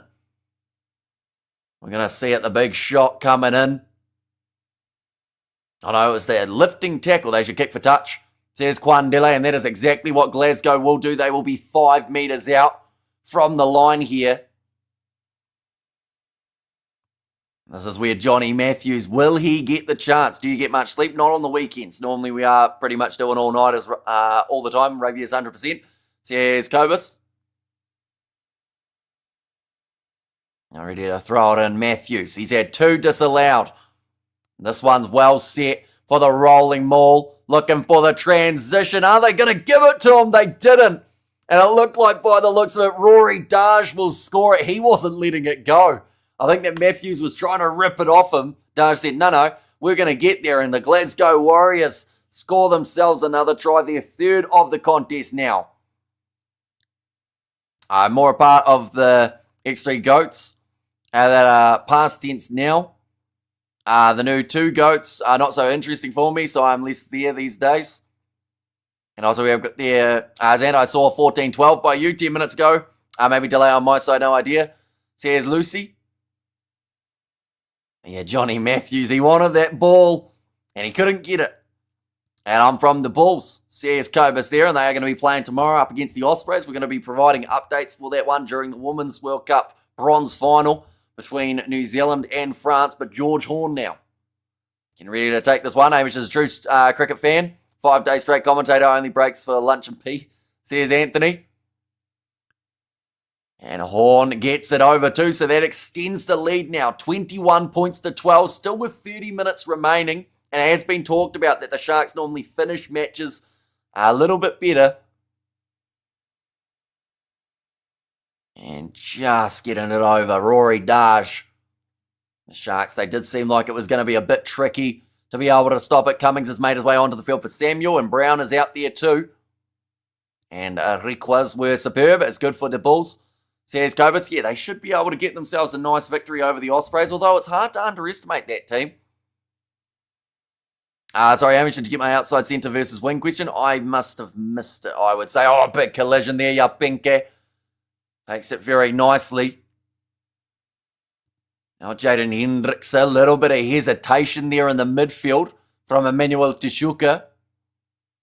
Is it wrong to have another beer now in New Zealand, says Memento? It's pretty early. It's 8:30 at the moment in the morning, but depends on what your day plans are. Certainly, if you've got a road trip coming up, I would say no. Just a question, do the general public follow the URC in New Zealand? No, not really.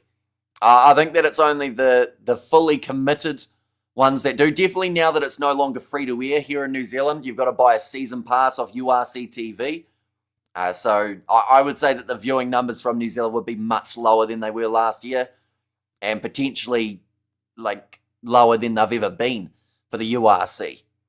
Now, Hendrickse taking it nicely. That's a yes then. Only lawns to be done, says Memento. Oh, yeah, no. Well, as long as you don't get too heavily intoxicated before the lawn mowing, perhaps afterwards would be a good time to do it. Oh, as a score ahead of your commentary, says Glendelly, because it is an online scoreboard. So it updates by itself. A bit of an apology there from Dan Lancaster. And just dropping it through his hands. Looks like a little bit of ice going on to the back of one of the players too. Which team is looking good? I mean, Glasgow look, like I said, after the first half, Glasgow looked like the more likely to win. But the Sharks, if they can take a few handling errors out of the equation and a couple penalties that they gave away in the first half, they can be very strong. They're just about to make some changes off of their bench. Now, I will say they don't have those same recognisable fellas like they used to have. Although we are going to get to see Klakane now get the chance in this matchup. What streaming software or service do you use in New Zealand to watch the URC? So it used to be TVNZ Plus, which was free to air. Now it's through URC TV. Who's winning tomorrow, Hamish, New Zealand or Australia? I think New Zealand might sneak it, but I'm not confident. I think that Australia played well enough recently that they need some respect getting into this game. Someone riding them off right from the get-go.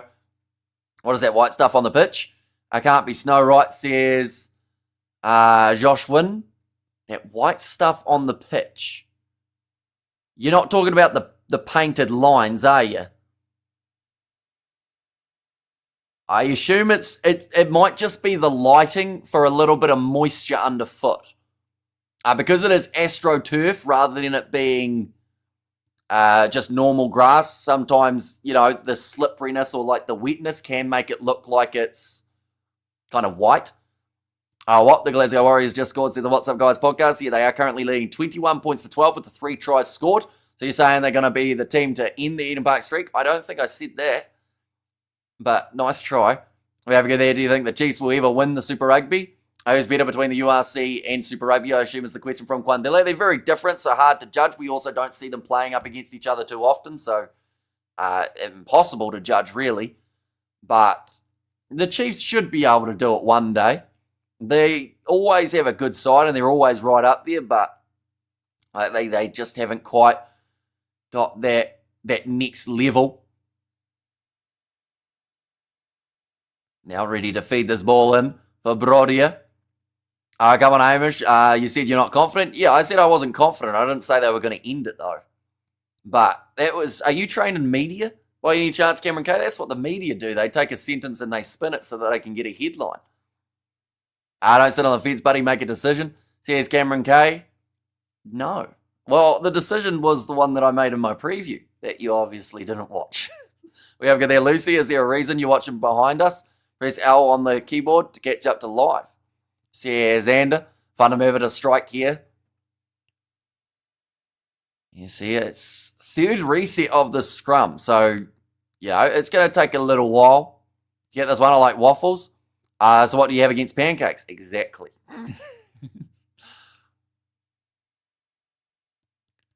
But now Brodia. Putting the ball. Nah. Okay, they're just going to give a free kick to the Sharks there. I think the referee just got fully sick of that scrum and it not really working. The Belgian waffle. So here's Ruth. Now inside ball from the Sharks. Using Lukanyawam a little bit. And the outside channel, but it's more so the Chichuka brothers that we've seen hitting the ball up in the first attacking runs. Now fired back Hendrickse as 8:30 a.m. too early for Biltong. I don't think there's ever an early time for Biltong. It's currently 10:30 in South Africa, if that helps you out. Lukanyawam wrestled sideways. Now a little pop up there. Jaden Hendrickse, a wide cutout pass. And Josh Mackay does manage to make the tackle again. Let's see if I can Werner also showing this match currently on the YouTube channel. Sierra Morne and the Sharks falling behind like always again, although they always seem to come back, or at least have done in recent times. And Bear Brecky, I think I will mow the lawns tomorrow, says Memento. And it's 9:30 in jolly old England, says Big Rig Joe. See there, Josh Mackay making that great low tackle. Prince Alt plus F4 on your keyboard, says Ethan. Okay. You think I was born yesterday, Ethan? The question should be, can any league match or Pro 14 or even Pro D2? Says Fleishan. Yeah, at least like in terms of the Pro 14 or in terms of the top 14, you at least have those guys who will play each other eventually in the Champions and Challenge Cup. It's 8:30 here in New Zealand, says the what's up guys, but now line out throw for Fezambata. Take it again by the Sharks, getting driven backwards here in a good defensive effort from Glasgow. This is where the Sharks, they really do need a try here so that they can get right back into the contest. They're currently down by 9, so any more than that, you start to get a little bit nervous in this contest. I love how rugby brings people from all around the world together, says Big Rig. Okay, Ethan, don't answer that. Says Lily Bear, yeah, the top 14, says Fleshin. Now 10 metres out from the line. The Bulls is 100%, says Cobus, to watch large men crash into each other over and over again, says Big Rig. Now, the ball is there. Can go again from the Sharks. They're not really going forward with those pick and goes. American pancakes, I think, says Ruth. Now, Christy Hrobala, a little bit of a slip.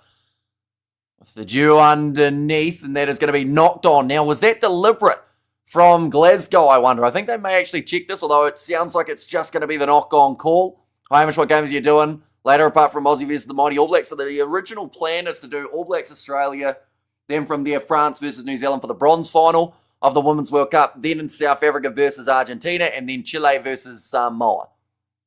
Vic looks like a funny guy. I just hope the shirt doesn't go again. Well, I think it was Vern's shirt that went off on the last one. And bar 40 to the Quins 24. Has that game ended, Eric, or is there still time for that classic Quins comeback? that they seem to do each and every game. Bit of an injury here for Dash. John Plumtree just talking into the microphone there. Biltong says Ghosty there, and it looks like there is actually going to be a change here. Martin Zima goes off for Blula, and also Swart makes his way on for Fezembata. However, there are too many spoilers for other games. Watch them prem later. Says Studs race. So you aren't doing the women's final due to overlap, says Aki Rob. Yeah. So sadly, I could only do one of those two. So ended up doing the Rugby Championship match. Late Label says Ghosty.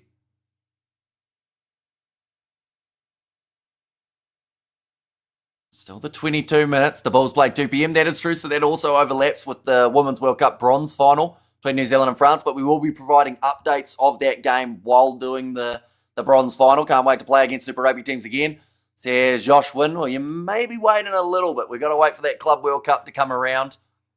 But hopefully not going to be too far away. I think 2029 is when they're looking at it. So 4 years or so.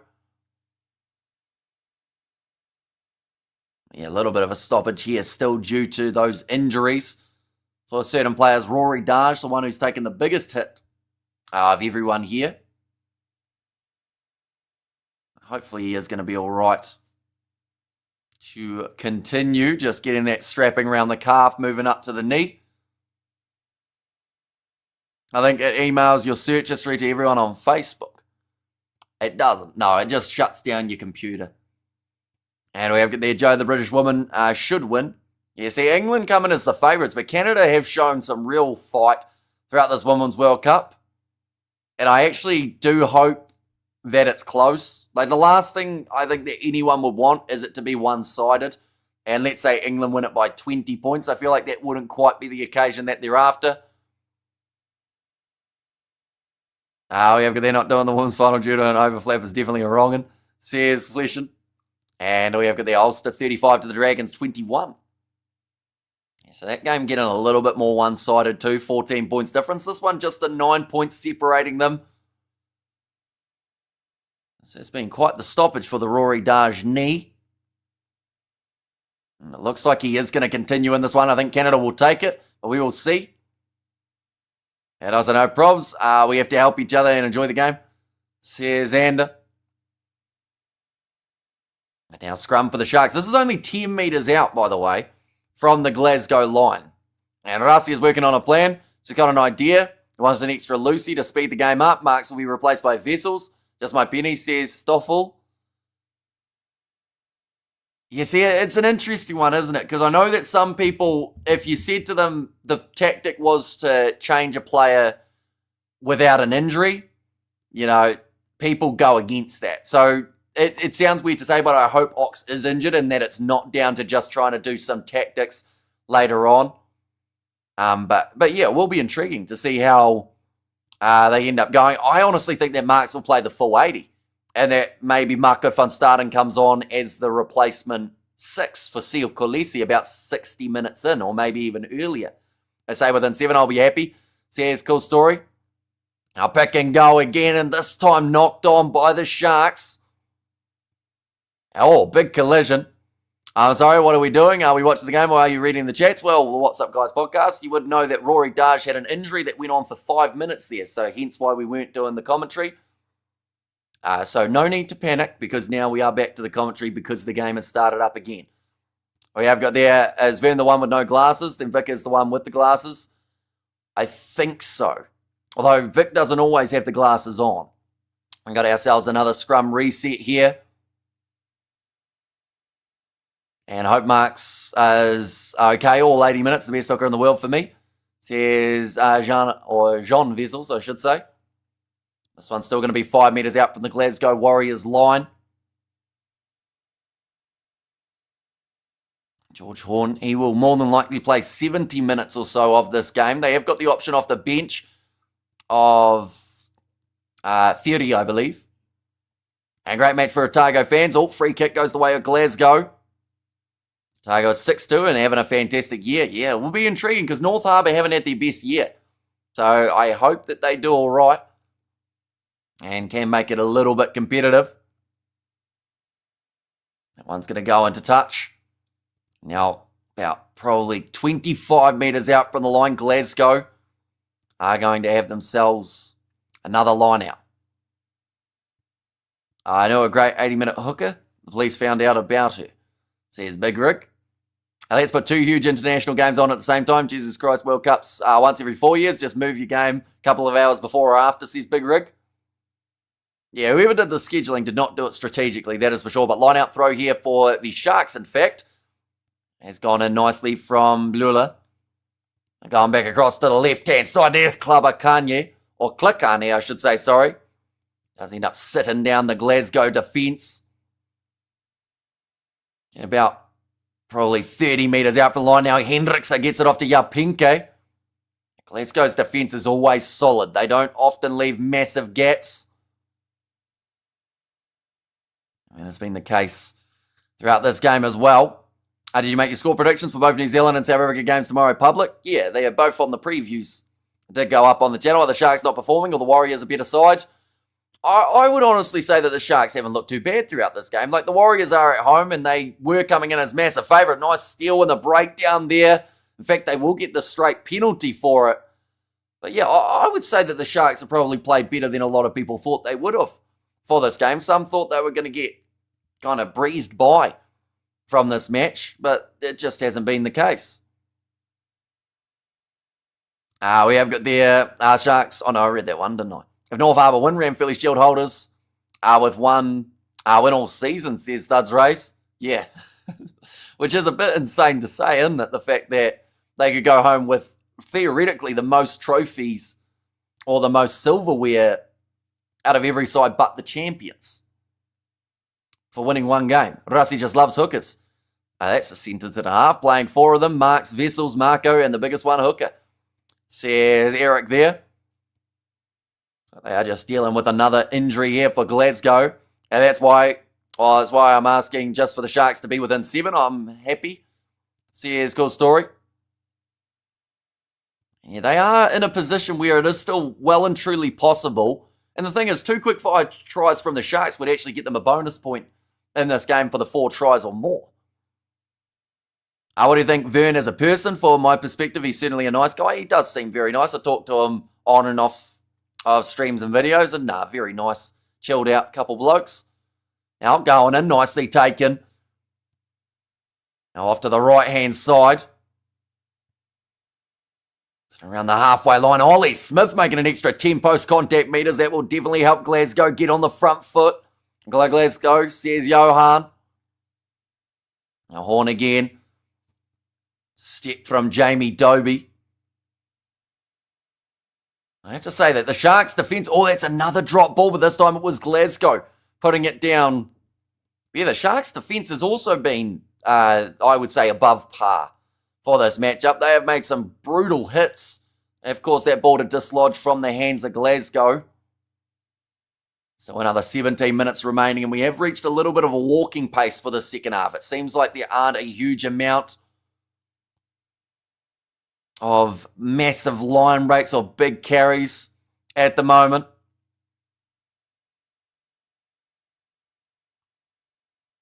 Sloppy second half, says Eric.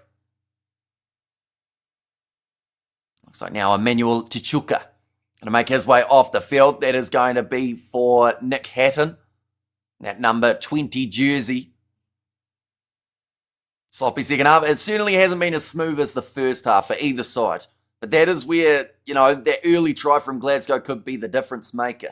Having so many players out for the Springboks really rob us from playing to our squad potential. When they came back, it's 2 months mandatory rest for everyone, says Josh Wynn there. Yeah, so it is a tricky one. The URC, because of that international schedule, is going to get, a lot of the South African sides do just have to play that catch-up game to get through. I can't see the Sharks coming back from here.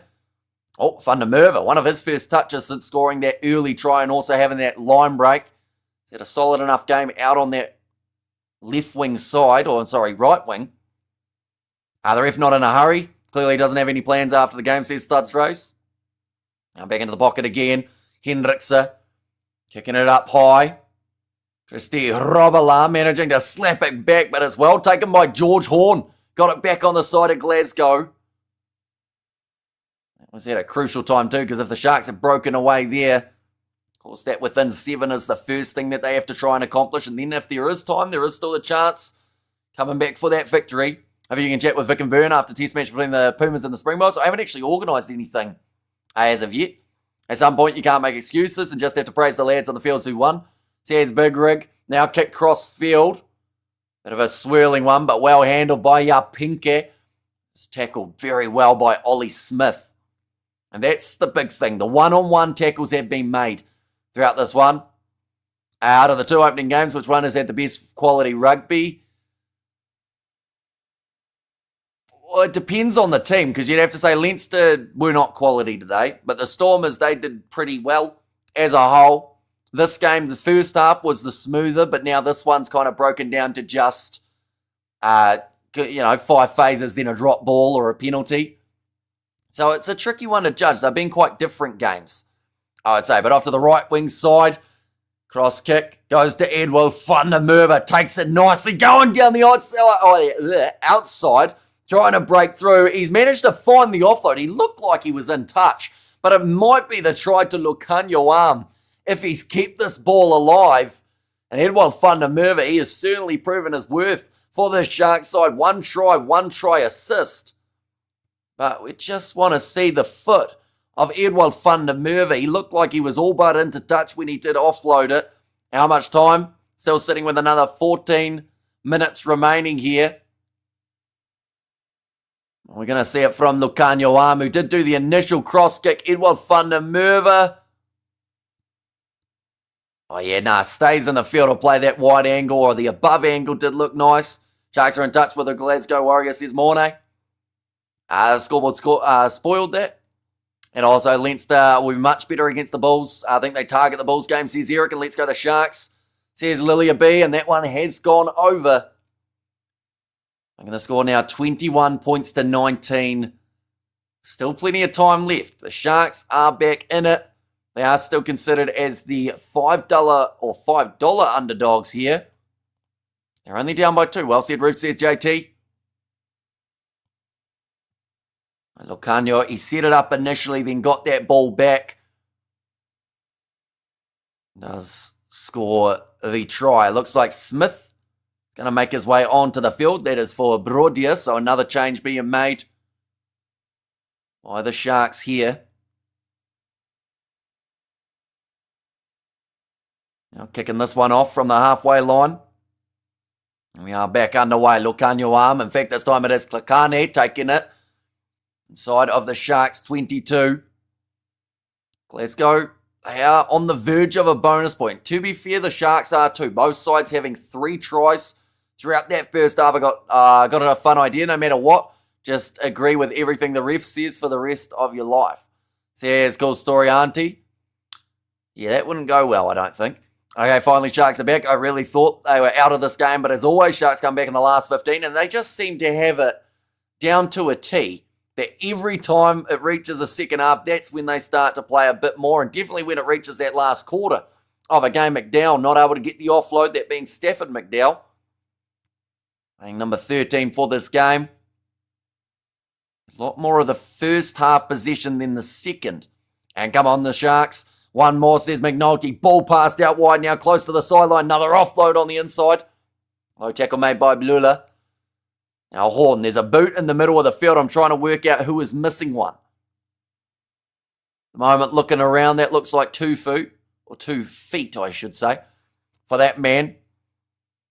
Now 45 metres out from the line, rushing up the defence of Hatton.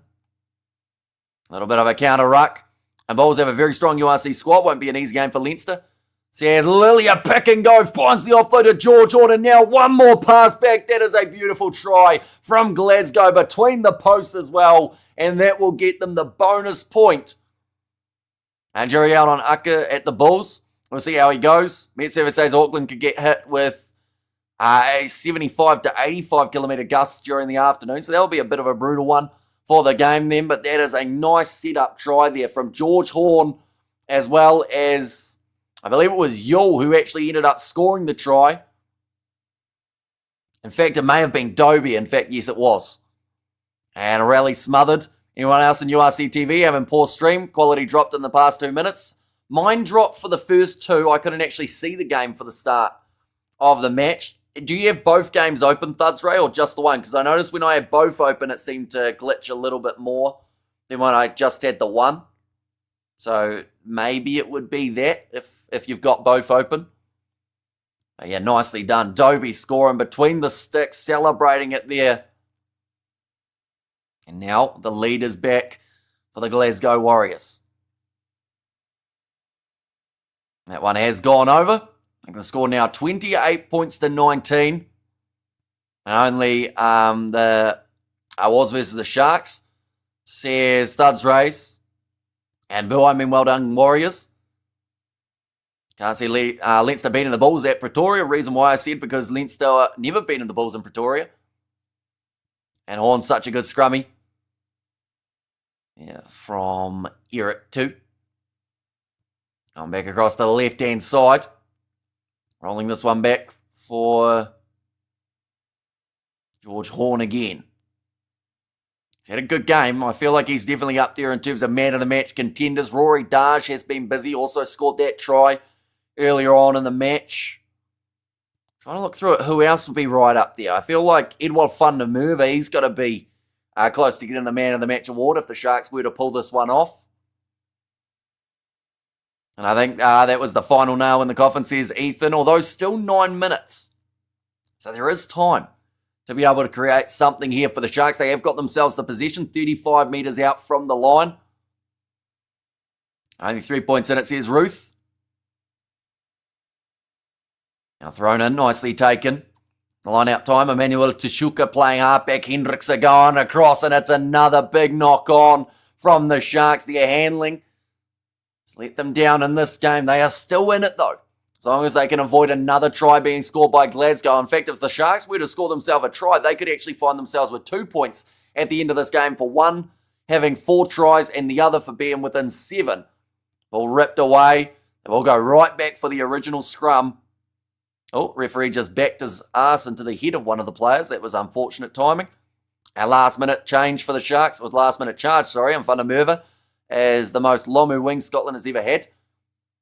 And this match is not done yet. There is still time on the clock, says Mornay. And the 8 minutes remaining here for the Sharks to try and mount that comeback. They've done it before in the URC, so it cannot be underestimated. They are sitting down by the 9 currently, so no bonus points as of yet. You know, one big moment here could secure them quite a nice amount of points on the board, and also just momentum heading into their next game. They are away from home for, I believe, 2 more games in a row, or maybe it is just the one and then they are back at home. In fact, I think they're playing Leinster. So 3 in a row away for the Sharks here. Ulster 135 to the Dragons 21. So here's Richard now going to the short side. George Horn trying out the step. No one really close enough to him to be fooled by it. It's just warming up the ankles for the final 7 minutes. Inside pop pass up to Matt Fagerson. And onto the halfway line again for the Glasgow Warriors. We've got the All Blacks 31 to the 30 of Australia. Also going with a close game. Little grubber in behind. It's going to stay in the field of play. Nice pass on the inside.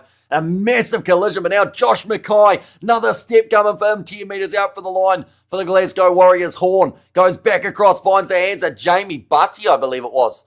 Does end up hitting it up. Oh no, in fact it would have been Matt Fagerson again. Now no look pass, almost claimed by Christy Hrobala, but he knocks it on in the process. It could have been a breakaway try for the away side. Now wide cut out pass, and they'll go back for another knock on.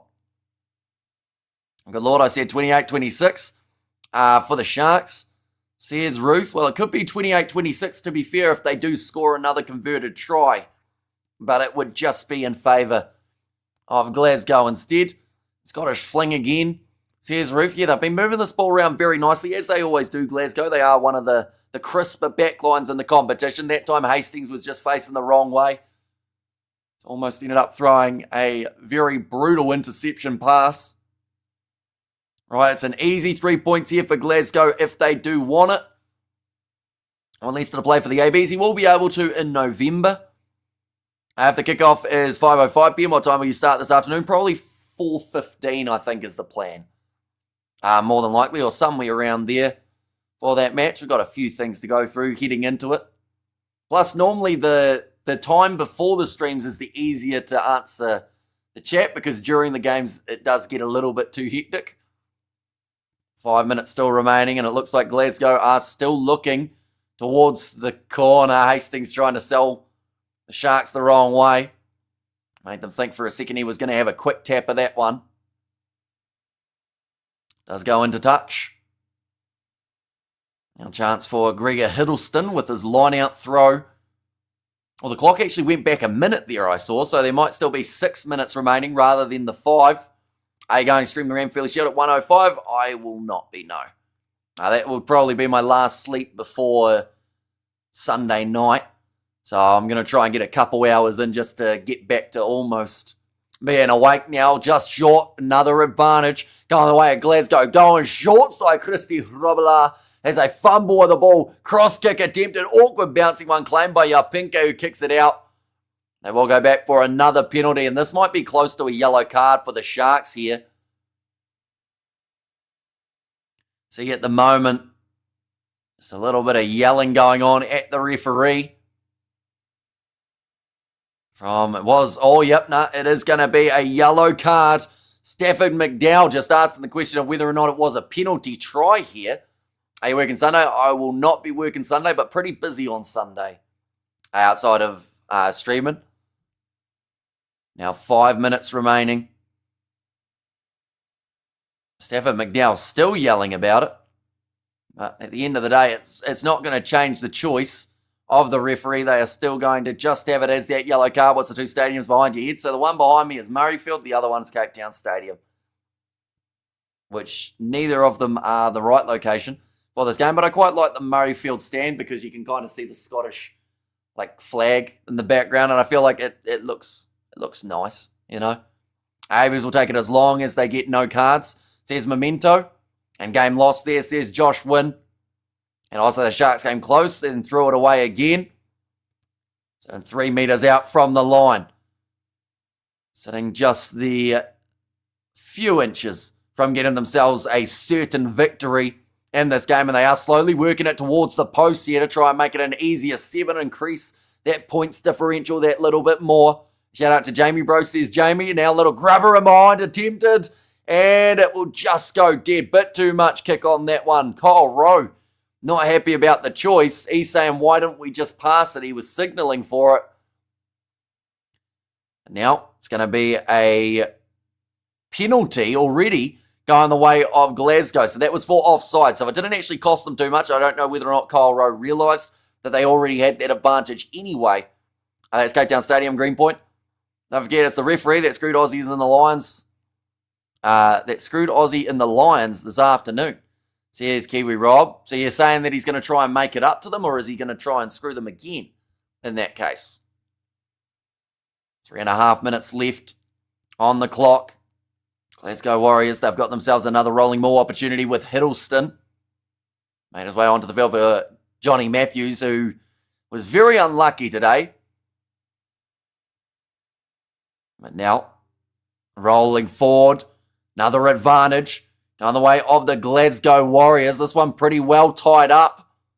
It still seems like it's slightly moving, which is beneficial. Now getting closer. This is going very close, and they are over for another try. This time it is a penalty try, which means there will be more than likely a yellow card going alongside it. Was there advantage? I didn't realise there was advantage, but they did go back for the offside. Amish needs to sleep in before the Big Bledisloe Cup match. Says Mornay. And now, just like that, Glasgow leading 35 points to 19. A pressure starter build for the Sharks it is. Who's Springboks referee tomorrow?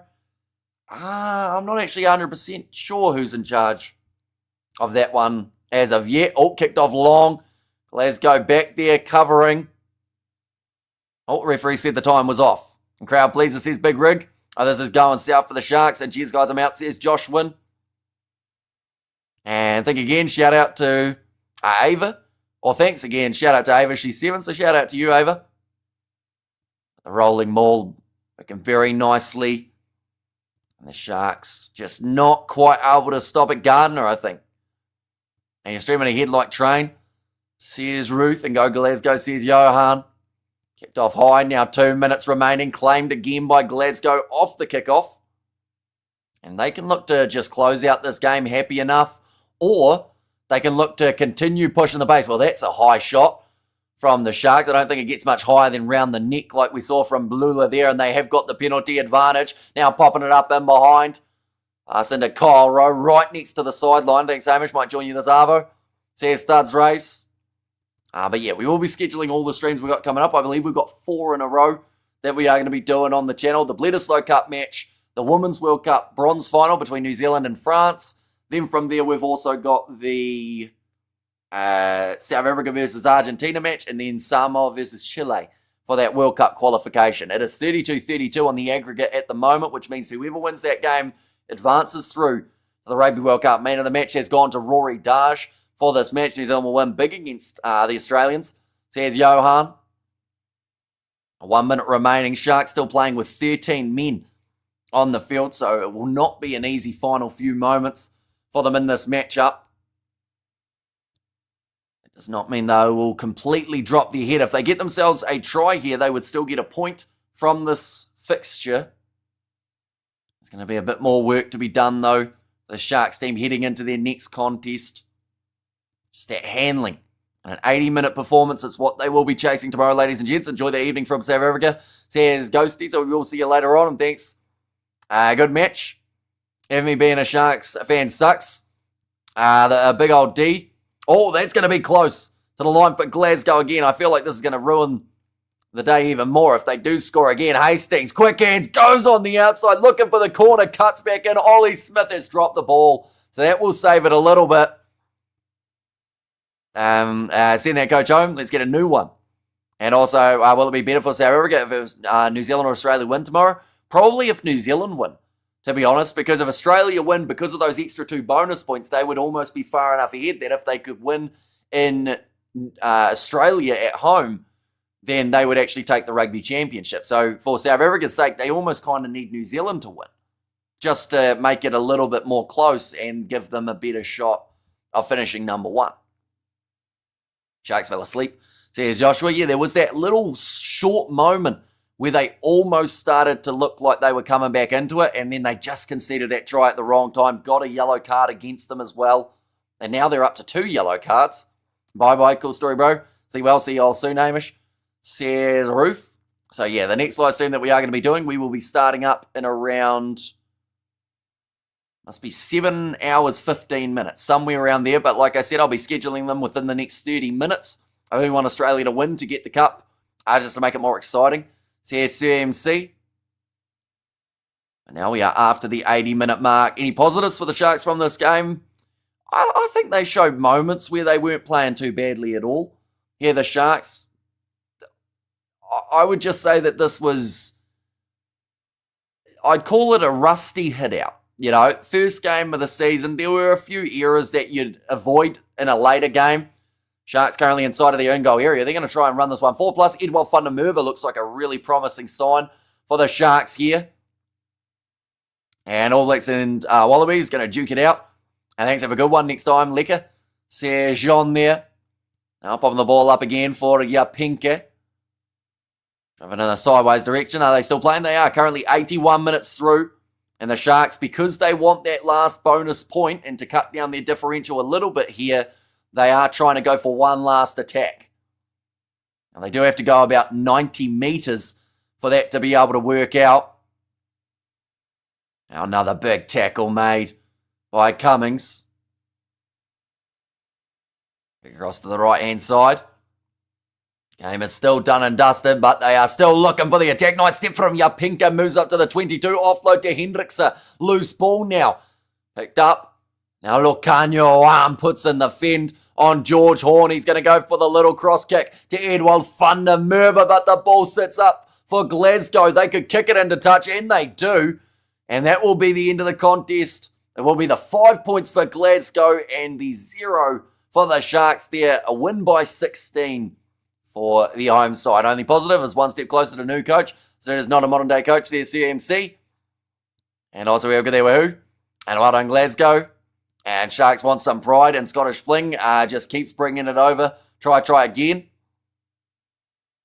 Yeah, it was an eventful game taking place. I think that Stafford McDowell is still asking for that rolling maul penalty try, but they did get one straight afterwards, so I don't think it broke the game too much for them.